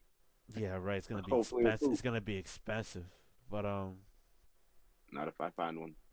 true. You do be finding stuff for cheap for some odd reason. I never understood your process. But no, yeah, I think I would say my favorite is the V12. It's just you can't argue with its characteristics. You can't argue with its motorsport heritage. You can't argue with its engineering design. Um, it's again reliability, high revving, smoothness, sound, speed, velocity. Hmm. Yep. Um, it doesn't make a whole lot of torque, but that's not what it's meant for. No. But a No. lot of these But V12s do make they torque, can. but it's I was not gonna say meant for they can. that. Yeah. And that's why people like being chauffeured around in them. But it's usually these turbo models because they make so much low end power. But I still got a special place in my heart for the V10 because you just can't argue with a perfect fifth. And you're adding two perfect fifths together. Oh man, Yeah, you got a point. They and V10s do have a another unique sound as well.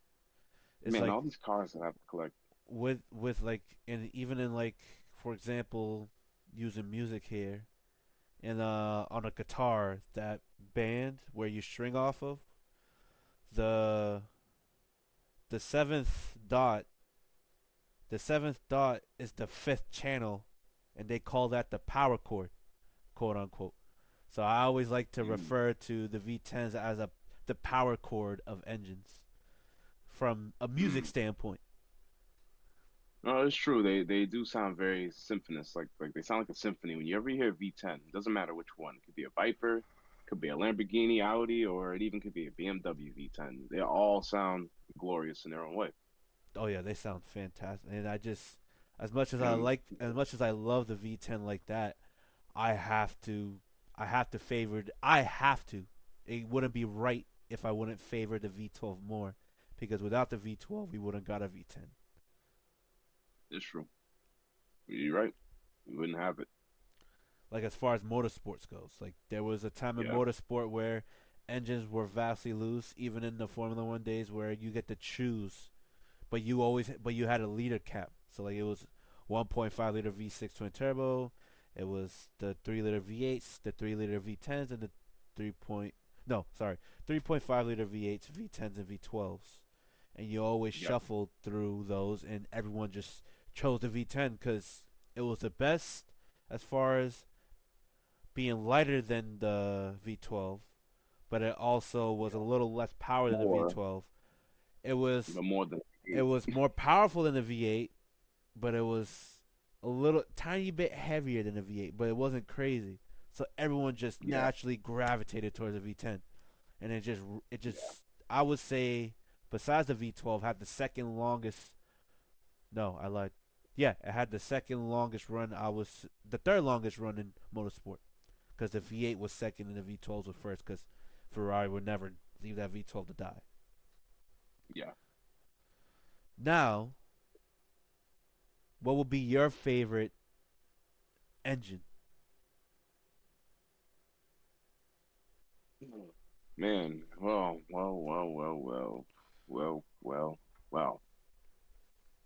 So, with all that talk about V12s, right, and everything, right, and of course, why I don't know why you had to remind me why I wanted a V12 in the first place, That's and why I I let almost you made a go first. Because if I went first, it would have been a whole totally different scenario.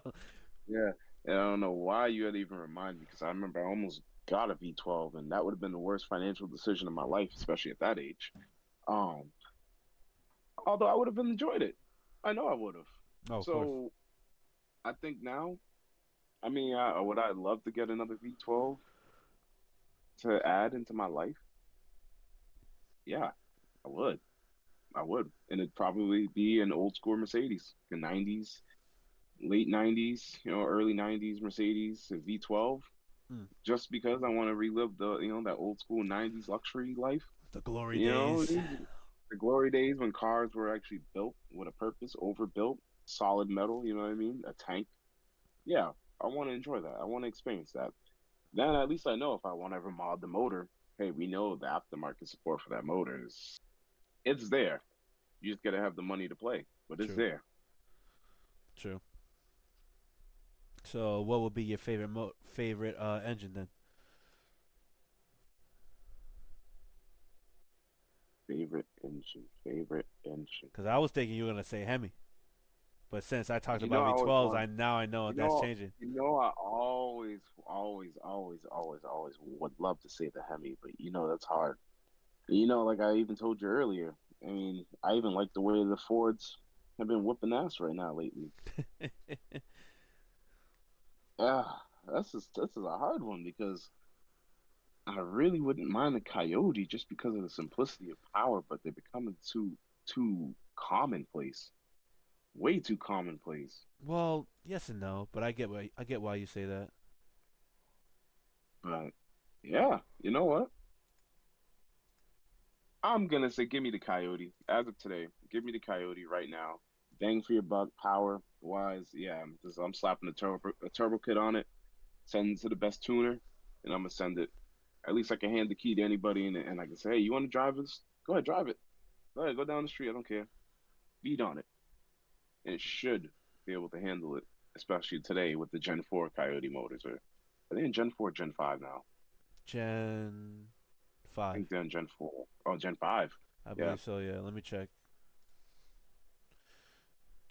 I know they Gen. they changed a lot of gens. Like yeah, like Gen 1 was like 3 years, Gen 2 was like 2 years, Gen 3 it's like 3 years, Gen 4.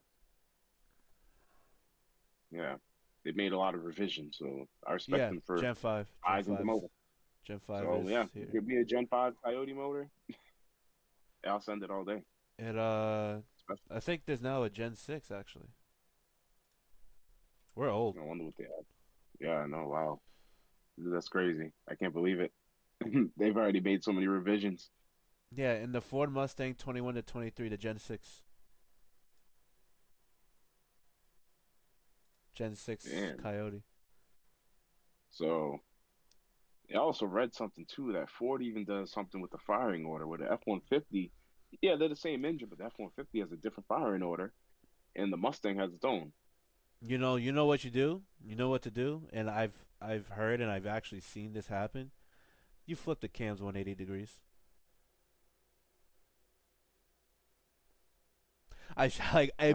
I was so Blake, let me tell you something. I was so baffled when I saw this thing, like when I saw the dude do it and I saw it run, and I was like, "You're kidding me right now." And that's all you got to do to change that Flip the little, cams 180 degrees. That's you it know the. surprised me. So if I want to make my F-150 sound a little bit more Mustangy, there we go. Get that right. I was so shocked, Yeah, 'cause I've so always heard, man, why shocked. does the F-150 sound so like even with the exhaust, yeah, they sound similar, but it still has a truck V8 sound, and the Mustang, has that more like NASCAR-y high pitch sound. I'm like, what's going on here? Very interesting. Camshaft change.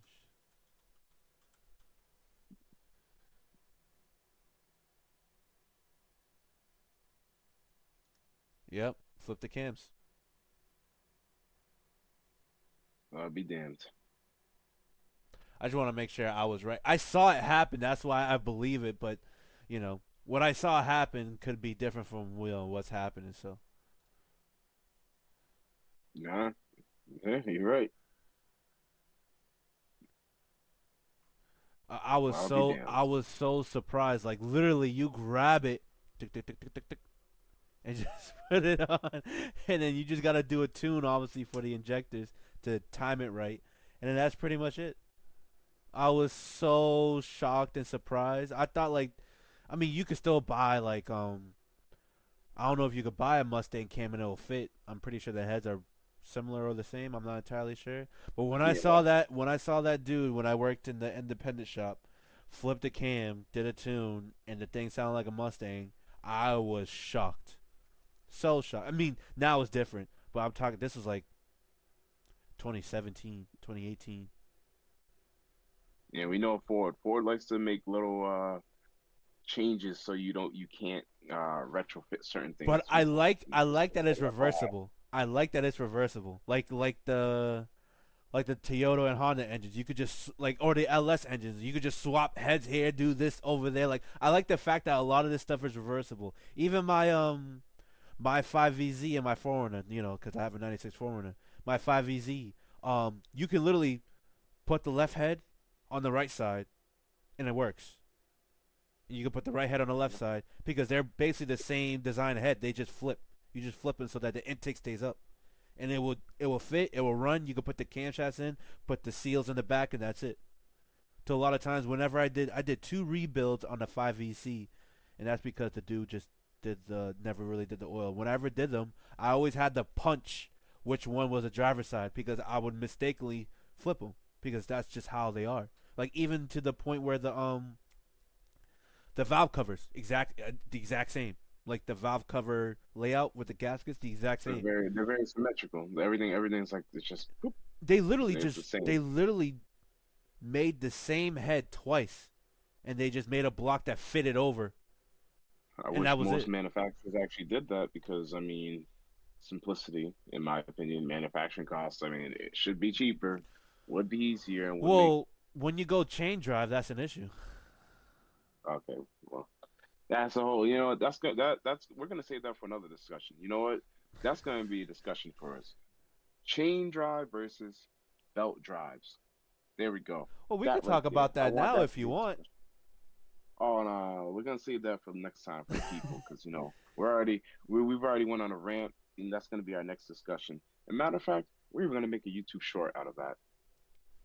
It's Yeah. not too far off. It's not too far, but it's similar. It can be simple when applied, depending. We could do Oh, what's up, Dave? we we could do like what is it chain versus belt versus gear, pros and cons, and do all that stuff. Yeah, that actually would be a good topic because anybody that's thinking about building a motor, these are things you should consider. I mean, I even thought about converting my motor to gear drive if it made sense. And that's obviously for down the line. Now, does it make sense now? Hell no. Would it make a lot of noise? Yes. Parasitic loss? Yes. Clack clack But clack clack if clack you're clack making clack a clack lot clack. of power, you need it. Why not? Like, if I Dude, was pushing maybe over, if you ever converting a belt driven to a gear driven system, that thing will sound like like a a Samsonite diesel. transmission. You just hear gear whine all the time, just and Yep. it'll Yeah, just that'd be blow cool. up. I know. Imagine lack of oil. That'd be bad. So, So but yeah. let me see. Since you talked about your favorite engine, my favorite engine will be probably it'll be the one LRG UE, hands down, Mm, hands down. I mm, want to say the F-140 engine, but it's the one LRG UE, hands down. okay. My favorite configuration Okay. will be the V12 because of everything is done, but my favorite engine will be the one LRG UE. You know, for people who don't know what the 1LR GUE, that is the engine that came inside the Toyota, or sorry, excuse me, the Lexus LFA. So let me just refrain from saying that. It is the Lexus LFA, the V10 that came out. It sounds magnificent. It is a very good engine. It was overbuilt. Unfortunately, it came out a little late, so it got overshined. But hey, now to get one of these motors, you're gonna spend about $1 million because when it Well, came you out, get what one of was it? these cars, you spend $1 million. Not even a motor, just a car. That motor, I think you get for not cheap, but relatively cheaper. But you're definitely for the car now, you're definitely spending a lot of money. Who's gonna buy the motor? Well, actually, who wouldn't? But where can you find the motor? That's the interesting question. And that's the only problem is to get something even remotely similar. You have to go to the racing industries in like England, like Judd V10, like the one I showed you about Judd V8s and their V10s, or like you have to Yep. reach out to like Cosworth. It's like you have to reach out to these racing divisions that build racing V10s to get something similar. But to get a production reliable, like still can do 100, 200,000 miles V10, they're not gonna do that. They build Yeah. race motors, you know. Exactly. Exactly. Where this car here, capable of that. Hey, want to put 100,000 miles on it? Put 100,000 miles on it. Oh yeah, It's just funny. it has all It's the right it's been things, so underappreciated at the time that now it's overappreciated. and And it's that not a to bad thing to me, overappreciate. that was bad marketing. Yeah. But whatever, to each their own. Even like to this day, like it's still a fantastic engine to hear. It's I think Supercar Ron is a YouTube channel. He straight piped it and actually made Yep. the sound worse and put it back to stock. It's like one of those cars that you just can't touch. It's just perfect the way it is. Regardless if you're not a fan of the looks, regardless if you're a fan of the motor or not, you can't argue with the impact it has made on the automotive industry, especially Yep. for Yamaha. Exactly. I've seen one of these for sale for $800,000. It was black with peanut butter guts. Peanut butter. Man, that gives me an idea to make a budget build version of this car. But it's gonna be With an you're LC. not gonna like what I have to say. Oh no, well it might be an LC, but I was actually thinking an RC, right? Right? You gotta hear me out. Watch this. We're gonna do the opposite of what Toyota did. What Why do is I that? mean? We're gonna take a Toyota chassis. They're gonna put a BMW V10 in it. I knew you were gonna say S85. Yep. If I We're gonna ever, take a if I ever get the let's make the chance, opposite. Let's if make I, the opposite super. so the Why not? opposite Supra will be put in. Oh, I see what you're saying. Yep, The op, BMW engine inside Toyota chassis instead of, well, I get it because that's BMW, but you get what I'm saying. no, I get you. That'd My, be the opposite FRS. my thing is, what I say? If I ever get one of those engines, right? I, I'll first want to scale it. Mhm. I think I have an idea of what it weighs. I think it's around, without a lot of the accessories, I believe it's about 440 pounds, give or take. It's like 180 kilos, and times that by 2.2 is probably, let me see, 180 times 2.2. 396. So yeah, 400. I'll say 420. I would definitely like to make a 72-degree short block for that car, but also make it light, also make it eternal gated dry sump, and just like, because this engine has all the best quirks. It's Yeah. less than 370 pounds. It is, so it's lighter than a lot of Toyota's V6s. It is smaller than the 2UR GSE, which and if anyone's seen that V8, you compared it to, it's literally, I actually went to Japan. I went to the Yamaha plant and I went to see that those two No. motors. V8. I Gotta have a saw the V8. I saw the 2UR GSE and I saw the LFA, the 1LR GUE, and it's literally shorter by like an inch or two. It's literally shorter. It's smaller than the V8 and lighter than the, like they're not kidding when they say that. So when I saw that, I was like, They wow. overbuilt. It's smaller They than a built. V8, lighter than a V6. It's 72-degree V bank of a V10. Equal length exhaust header, titanium valves, titanium rods. They have all like dry sump. Everything's right about this engine. Everything. Revs at 9,500. It has a cap of 9,000, but revs at 9,500 in from point 0.6 seconds zero to red line. It's snappy, a good amount of horsepower, not a lot of torque, but it does the job. It does the job well. It's reliable. It can last a long. Like it's perfect. To me, There's no such thing as perfect as far as automotive engineering. I'm gonna say that now. I'm gonna say that forever. So if I'm saying perfect, it's just a shot in the dark. But to me, this is perfect. This is the perfect engine. Unfortunately, if you wanted to get this motor, right, it's discontinued. Well, not discontinued. No, they can They still don't build make it. the assembly. Yeah, but it's hard to find. And I'm on this website here. I have the part numbers for it, but unfortunately, it is availability unknown. And the short block assembly is discontinued, and the engine assembly is currently unavailable. So, but you can get it. You just gotta spend upwards of $75,000. Yeah, that's what I'm saying. Yeah, you still could get it. But But it's like now you come into the question: would you spend $70,000 for an engine like this? I mean, if I had the money, I definitely would. I would pick this over a Gen V10 all day. But the Gen V10s are, if you find them good, decent condition, you can find them for 30 or 40.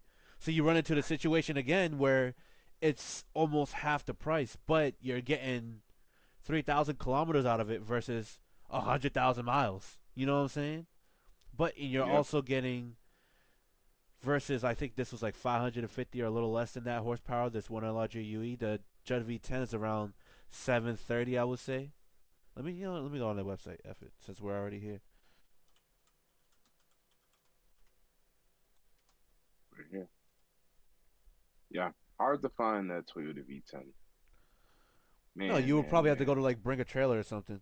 That's for sure. So let's just go for their newest iteration, the 5.5 liter. Revs to 9,000 horsepower. Horsepower. 9,000 horsepower. Great Jesus Christ. 9,000 RPM, 800 horsepower, weighs 140 kilograms, which 140 times 2.2. So it's 70 pounds lighter than the LFA engine, let's say. Makes 300 more horsepower, revs the same, but still can only, and it has more capacity. It has 5.5 liter, but it still can only last 3,000 kilometers, which is about 1,800 miles. But Damn. this is like a Formula One esque V10. This is when they were building engines for Formula One. The older 4.2 variant, same thing, can only last 3,000 kilometers, but revs to 1,100 RPM, makes 750 horsepower, and weighs 5 kilograms less than the 5.5 liter capacity engine. So Damn. less in displacement than the 1LR. Still, again, these are race engines, so I can't really put miles on these engines, to be honest. But it revs, I think that's 1,500 RPM higher, and again makes 250 horsepower more. But this is a race engine. This isn't a production Yeah, engine. It's a production race engine versus an actual production engine, and that's what it comes down to. Even the yeah. first 4 liters, same ordeal. They're basically the same Hmm. thing. They bought it out to 4.2, and the V8s don't get me started. Hell, they made one out of the Where is it? The S80, the S65. Where is it? Yeah, the Right S this, what right the here. S85. They made it 145 pounds too. They lightened the heck out of it. It lasts 500. It lasts 5,000 kilometers, which is about I think that's 26. No, 32. 3,200 miles. I'd like to say 10,000 RPM. Crazy. 510 horsepower, which is surprise actually. Three they de-stroked it or D whatever it to 3.6, and it looks like a smaller package. They obviously made it dry some too, like internally dry something looks like. So they found a way around everything. There's no crank, no nothing. Well, there's a crank, but no crank pulley or any of that stuff. So that engine gets to just spin. But this engine, they're known to making these type of engines. That's what I'm trying to say. Even for the F3000 series V8s, the racing series, they're known to be making these type of engines. Like imagine was it 120 kilogram? What's that? This is a 3 liter V8. 120. 120 kilograms. That's So that's imagine a yeah, that's what 264-pound engine that makes 520 horsepower, runs to 11,000 RPM in your FRS. And just yeah, it'd be imagine, light. That's light. It's a lot of weight savings right there. Can't complain with that. if you get an FRS, cool. But like, imagine shit like this. And like I said, it's not. I mean, it's a lot of money. Don't get me wrong. It's a lot of money and a lot of standards. But for what you Mm, get, it is cheaper than the 1LR. yeah, no, it definitely is. And that I guess that's the whole Interesting. takeaway from it. Then you got me over here doing some research on. Yeah, they also service older engines. Like, see this Ferrari engine right here. The older Ferrari V10s, the championship. They developed the championship-winning BMW M62 5-liter V8 that powered the Ascari KZ1R in the British GT Championship, and they've upgraded the Ferrari V12 engines for use in Le Mans and GT sports cars, and they've done a lot of racing series engines. That's what they're known for. And Yeah. as far as engine package for what you get, it's not all that bad. Again, expensive. I get it, and I know it's expensive. I wouldn't want to pay that much unless I'm making the money to afford this type of stuff. But it's crazy. Like we chose the BMW S65 4-liter V8 as our base engine, as it was available, reasonably priced, and had a high specific output in road car form. We sourced a cylinder block and head from our local BMW dealer and set about converting an engine for racing use. Cars fit with the HK engine won races and championships in the LMP2 category in Europe and Asia. Hmm. And they give you a whole list of information. it runs that it runs a Motec M1 series ECU, which is compatible with Megaline and Shift-Tech gearing systems, two crank sensors, gyroable switch and engine running, four independent engine maps, closed-loop fueling, PID traction control, CAN communication for chassis, gearbox, data log, traction control, engine safety software for overheating, loss of oil pressure, etc. Compatible with Motec, Yeah. Cosworth, Magneti Marelli, and Bosch data acquisition and dashboard systems. Like they do it all. They don't do it all. They make it fit to everything. So Oh for no, the it does. It'll fit. It works for to simplify this for everybody else. It'll work with most of your aftermarket ECUs and well, specific ones and most of the ones that are used in the series of mhm, racing and that have been proven to work and last and give you that OEM like let's say reliability in terms of not frying out your ECU and basically having a car that won't start mhm. under its own power, even though Yeah, you have this beast of a motor and everything else. So you'll have a capable, robust system that you're able to fine tune and control all the parameters in the engine. That's all it is now with these motors today. These motors are very capable, but you do need somebody that is capable behind the computer to also tune that motor for you. they're just crazy. You just imagine having one of these engines. Exactly. They were just dominant in whatever they entered. Like this, But the GV5 and 5.5 liter were dominant in the LMP1 class from 2004 to 2012. Like that's insane. But, but, but, imagine now if you're able to take your own motor, right? Which obviously V10s, it's gonna be hard to get your own V10 today, guys, people. Like these are Yeah. motors that obviously built for racing. So, I mean, yes, you're gonna have hard time swapping this into your modern car. So you'd have to live in a state that doesn't allow emissions and things of that nature. One, two, this would be a fairly expensive swap. So this is definitely something you'd want to get a sponsorship for, and obviously, state your case, who you're racing for, your team, and things of that nature. But if you're able to get your hands on one of these motors, just know, the sky's the limit. Well, would it be expensive?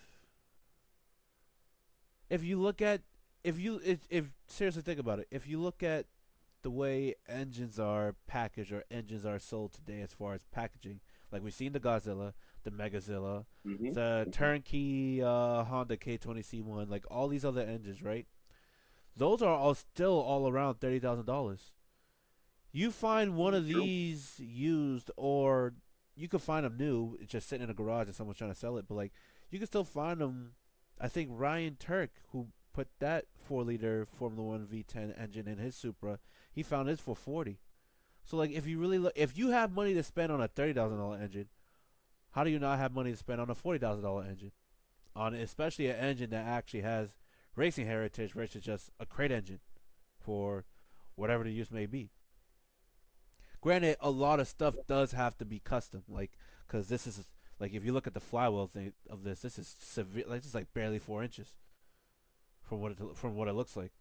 So like a lot of Yeah, this has to be custom. Yes, I get that, but and this almost looks looks like a like motorcycle.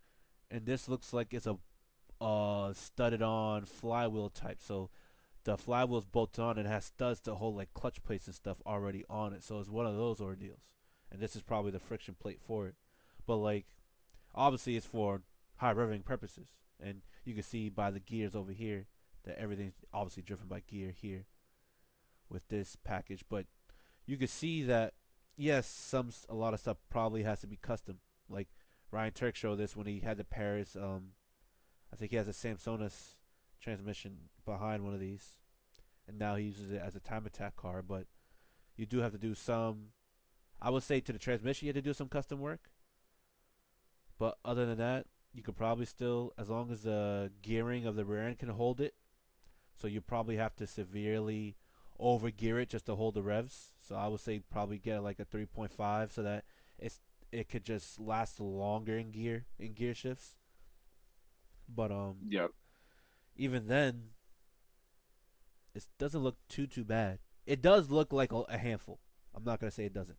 It definitely does look like a handful. It looks like it's And a lot of that engine. is why that will make most people run away. Now, granted, if you know what you're getting this motor for, obviously, again, rightfully so, you know what your use case for this motor is, then obviously you would be building a bespoke one-off car or a time attack vehicle or a real weapon of a race car.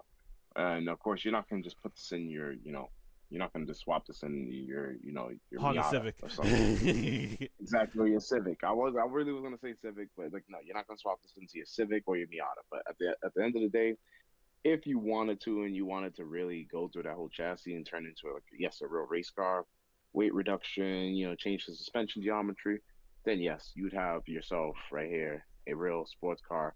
I mean, you'd have yourself something if you're not sure what an aerial atom or like even these other bespoke cars, something like that. You get a light chassis, put it Oh yeah, inside.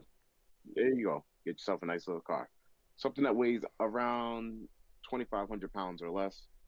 I ideally, or I mean 2,000 pounds at most. And yeah, you have yourself something fun here to rip around in. But we are getting close to that 2 hour mark. that's true. Like the amount of design they do is just insane. Like just looking at it. But it's true. It's true. Yeah.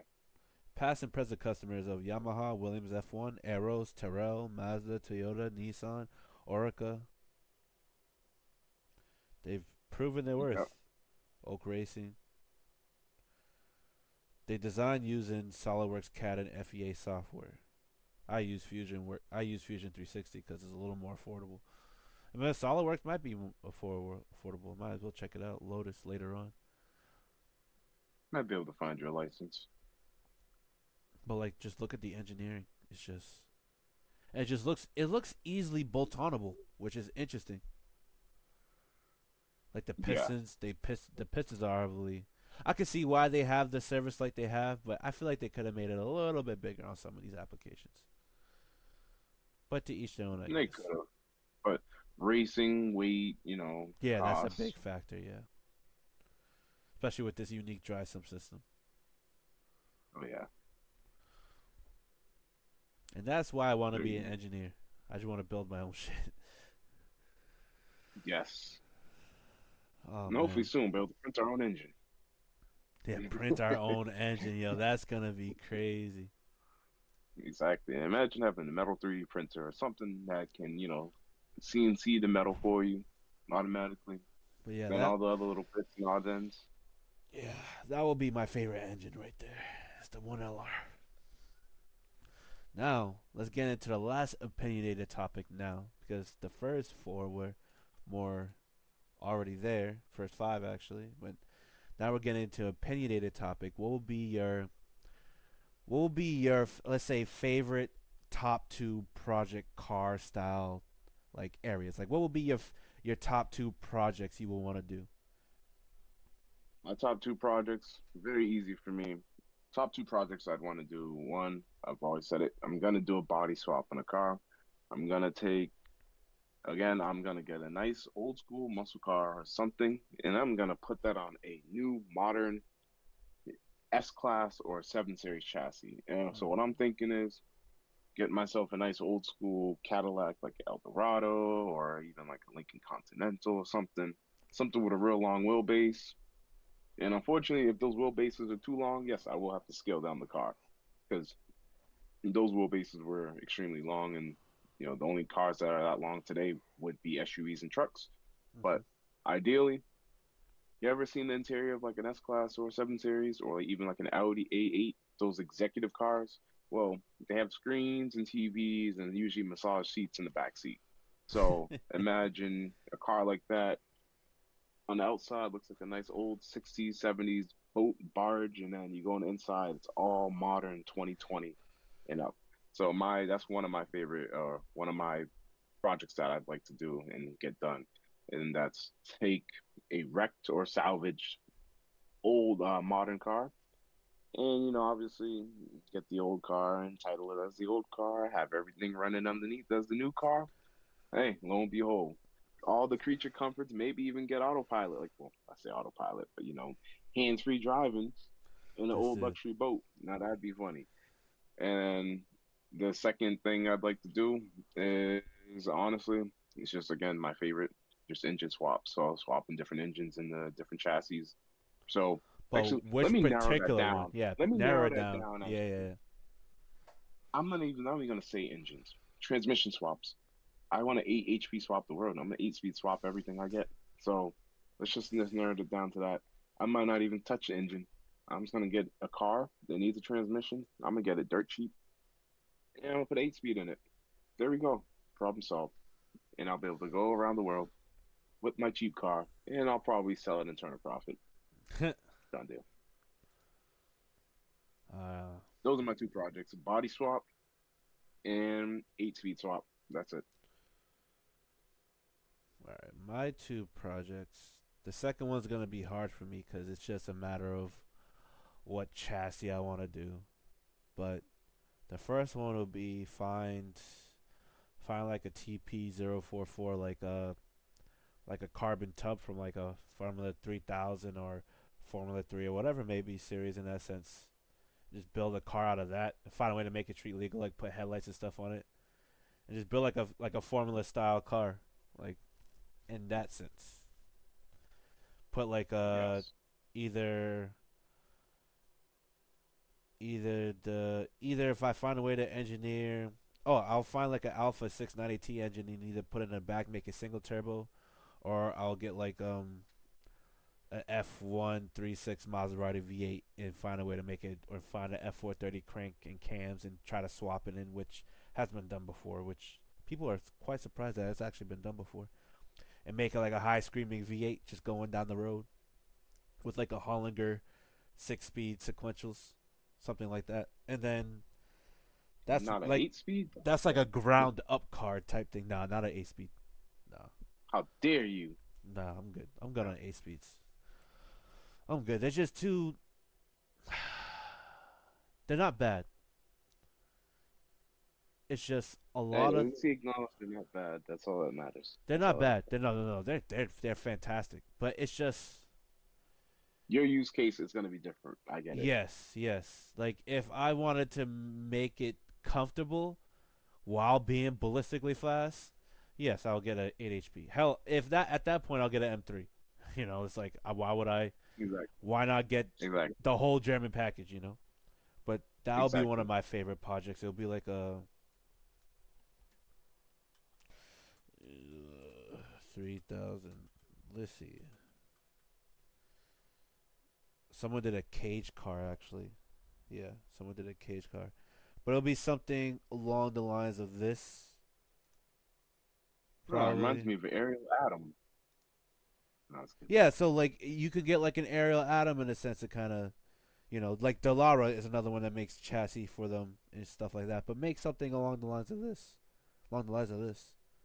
which would be nice. I would like So, to. so what's stopping me from getting a Plymouth Prowler and doing this? That's on you, man. I'm not gonna stop you. I just want to support it like that. But yeah, I would like to get something along the lines of this, like find a chassis, like an old, like to older chassis, something like that, and do something along the lines of this. But like it's almost like a Formula I 3000, but got my version of it probably be a little more strung out. Probably if I'm able to use the fluid dynamic software that I'm trying to get, I'll probably build some custom aero for it, make it somewhat look like the modern Formula cars, let's say.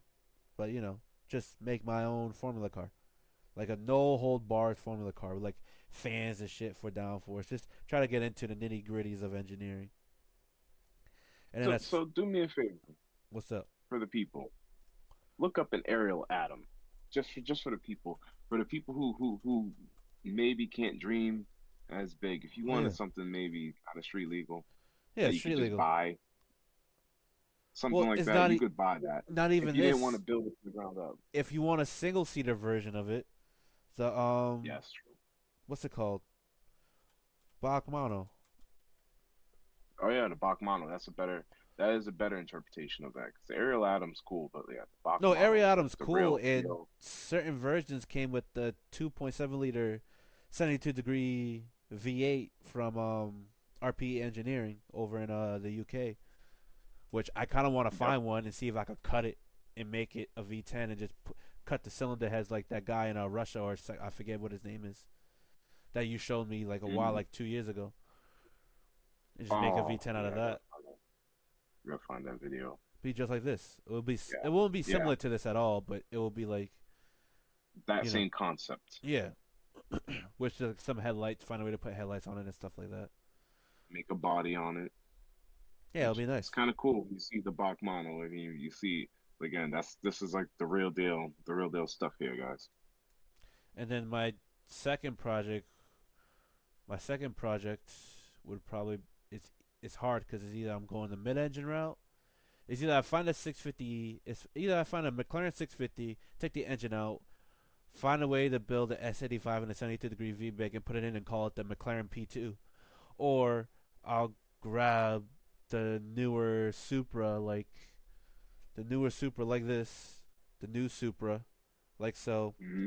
and put the Maserati V8 in between, make it flat plane crank, do all that stuff, and find a rear style like a Hollinger or a Samsonite rear transaxle style transmission, and make it like a GT car like this. Make it like a GT3 car. Okay, okay, okay. That'll be So you one. don't move the engine. That's one of the two projects I would want So to you're do. moving the transmission. So you're moving the transmission to the back. So yeah, so Keeping the engine, moving the engine everything could be closer sandwiched. to the. Yeah, Yeah. that's one of the two projects I would like to do. Either a 650S if I find one for cheap, or like Crash or whatever, or even if I find like the 720 chassis for cheap, whatever. But I will grab it. I think the 6050S will be cooler because you could find the wide body package looks like the McLaren P1 GT3 style called GTR, whatever. So I'll find like a 650S hopefully. If not, I'll find a 720. Take the motor out, put the V10 in, or find a way to make a 72-degree V bank or engineer a short block for it, and just call it the McLaren P2. It's either that or the Super Project, one of the two. I want to do. Yeah. Hmm. P2, P2, P2. I say Supra. I'd probably say Super 2 because it's easier. I say Supra only because it's doable now. Because we do know what's going to happen as more and more people buy Supras, wreck them, or even McLarens, as some of them discover newfound money, and they buy these McLarens and they've never owned one before, and then now they crash the car. Of Yeah, course. they're gonna come up for sale.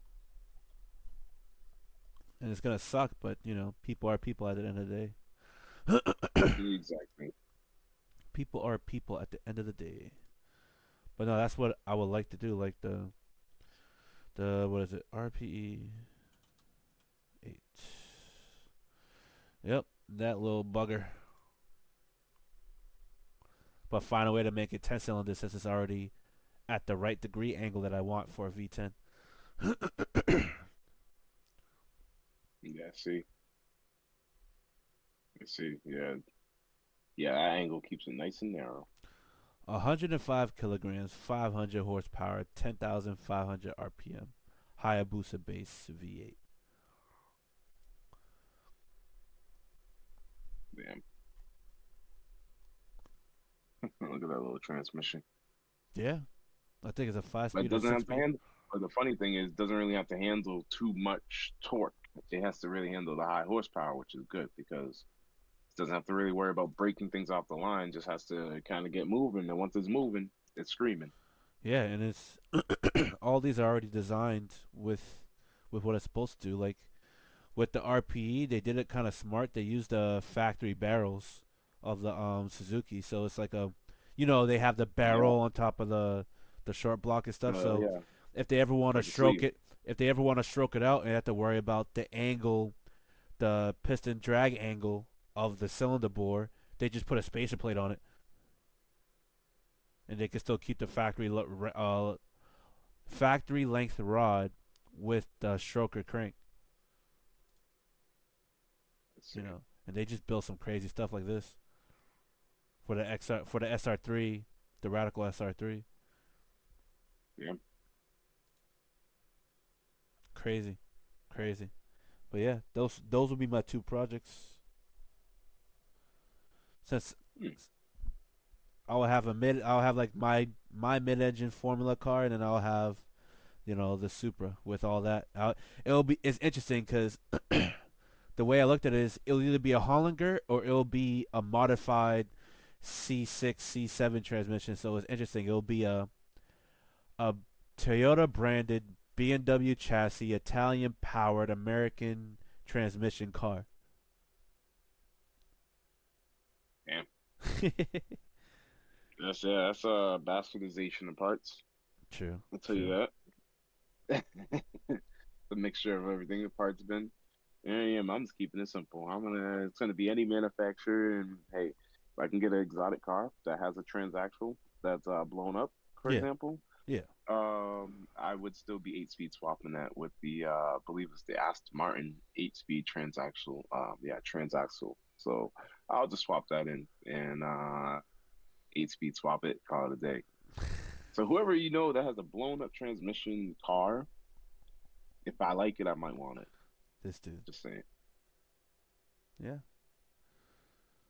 Oh man. Alrighty. I guess that's it. Oh yeah. Speaking of little the V, what is it? Let me see. The V12. Oh man. Someone grabbed the F-140 and took out that direct injection stuff. OMDSD on Instagram. Thing Hmm. looks. They put like the old school Ferrari badging on the valve covers and stuff. Oh, nice. It's in a. Oh, so they took the new engine and made it a little old school. Yeah, they took out the direct injection, everything went port injection, ITBs, the whole nine. It looks nice. They did And I bet everything bolted right up. equal length headers with Iconel wrapping. It's in a Ferrari four. It's like a 412, I believe is what it's called. Yeah, I'm gonna look into that wrapping. Oh yeah, it keeps everything like it keeps the temps in in the engine bay severely down because Yeah, I'm gonna look into it that. withholds heat. Yeah, we're gonna look that up. I know that's not a cheap material, but No, it's not. But yeah. that valve cover is, oh man, so nice, so nice. Look at that. The racing But heritage. oh yeah, I know a Uh, Ferrari that I'd be getting though. It's either FF or a GT4C with I want the hatch. I need the I hatch. wouldn't mind it. I would have definitely liked the hatch. Definitely, I only want the definitely. hatch because, why not? Alrighty, Yes, it'd be guys. cool to have the engine in the back, but I don't mind the engine in the front. Alrighty, guys. That's it. Bullshitting at the end of the stream per usual. But it's our little favorite subjects to unwind and stuff. What we like to do. So, quick recap of what we went over. New Cadillac engine failure after 4 miles was covered at Dave's Auto Center. You could check out his YouTube, or he's on the History Channel, of course. Now, it might face a class action lawsuit, but I don't think so. Depending on how much units. I mean, it's 877,000 vehicles, but it is what it is. Ford entering They're the just gonna prototype. cover it. What's that? They're just gonna cover it. They're just gonna cover the recall so they don't have to face the class action lawsuits. Old school GM. True. Alrighty, and Ford entering the prototype division of the WEC after their GT win in Daytona 24 hours last weekend. We've seen them win before in 2016 with right out the gate with their debut Ford GT in the LMD category. So it's not they're returning to take the top crown, the jewel of prototype racing, especially at Le Mans. The 24 hours of Bathurst, Australia review, along with the B&W 1-2 finish, how that happened, what we thought would have been the faster cars, what we thought would have won, XYZ. Went after what the Gen 4 Hemi, what that would have been, or could have been, should have been, may have been, who knows what might happen in the future, and what we think Dodge should do What to happened? what we think Dodge or Chrysler or Stellantis, the American side, should do as far as selling vehicles, one, which engines go in which vehicles, two, and how the Hemi can return, three. Type ordeals in that sense, let's say. That was basically the subtopics of them all from what we covered. And then we rounded it all off with our best, what we think are the best engine configurations, what our favorite engines are, and what projects will we want to take on. So that was a nice, neat little section right there. I like that section a lot. I liked that one and how Ford's returning back to prototype racing. Well, returning to the top level of racing. So that's nice. Alrighty. Anything you would like to add? So I'm just gonna add that I'm an 8 speed throughout the world. Um, that's it. That's it. He said everything deserves an Any, eight any, speed. Even this Ferrari hey, F140 deserves an eight speed. Even though the bell exactly. housing Just is keep it probably dropped. massive. That's all right. We'll make a bell housing adapter. Now, yes, you too, Granny. You can drive a Ferrari. Find the motor. I think they're about like find them used for 15, 17, $20,000. Okay, well, free game. You know what we're gonna do? Quick free game tip. I'm gonna get myself a nice Maserati. That's all we're gonna do here. We're gonna get ourselves here a Maserati, and we're just gonna enjoy the V8 until we can afford the Ferrari V12. There we go. That's what I'm talking about. Let's see. Then Uh, once we work our way up, then we are gonna get the Ferrari V12. Oh man, hmm. you see, it doesn't seem all that bad now, right? When you mention a Judd V10. See what I'm saying? If you're talking Ferrari, you got the money to spend on the Judd. Yeah, see what I'm saying? Like use $30,000 for the 6.3 version on the FF. So it might be wet some, not even dry some. Um, Mm. there's a twin turbo V8 here, 599 GTB. So this is the 6 liter. That's 22,500 long block. The California engine, the Tributo engine, the GT C4 6.3 liter, 25,000. This is a dropout, straight dropout. Mm. I know I saw other engines here. Let me see. Let me search it up. Did I see F?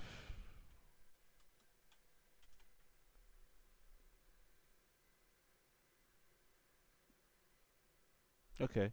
So Berlinetta, F12 Berlinetta. Here you go. 42,000.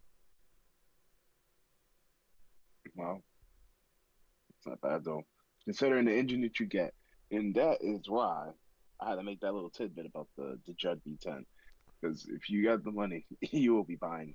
Yeah, You pretty will be much. buying one. And they even sell someone selling the cylinder head separately for 1,800 each for left and right. Someone selling pistons for 3 grand. It's almost like they're piecing it together. But you get the point. The 812 engine, $60,000. Hmm. Whoa. Whoa, whoa, But you whoa. get the idea, you know. Oh yeah, you know it. Of course, of As I course. as I look for a turbo Lamic transmission controller. Oh man, oh man, Because you and that 8 speed, man. you know, it just needs to go into a car. That's all. These are Then you're trying to put it'll that in a make the lot of case. cars. Yeah, I keep seeing the price of them. They're starting to go up, and I'm just like, man, I could have collected these transmissions. Well, we'll end it on that note. How you want to 8 speed swap the world, and how I want to bring back the V10. Hopefully, I can with the projects I'm trying to take on, but we'll see. Oh yes, you will. We'll see. Yes, you will. You never know what life throws at you, but I'm definitely trying to. So, at least there's progress there. Trying to bring back the Gotta. V10 now that Lamborghini's axing it off. The last and final straws are coming to an end, dwindling down. Let's not make it worth its while. Make it worth your while now. Of course. But I'm your host, along with Sir Blackie over here, Blake. And we'll catch you on Thursday after hours, which is after work for y'all that for y'all that wanna tune in, talk about cars X, Y, and Z. And y'all have a good Sunday. Enjoy the rest of your day. Enjoy the start of the week. He said.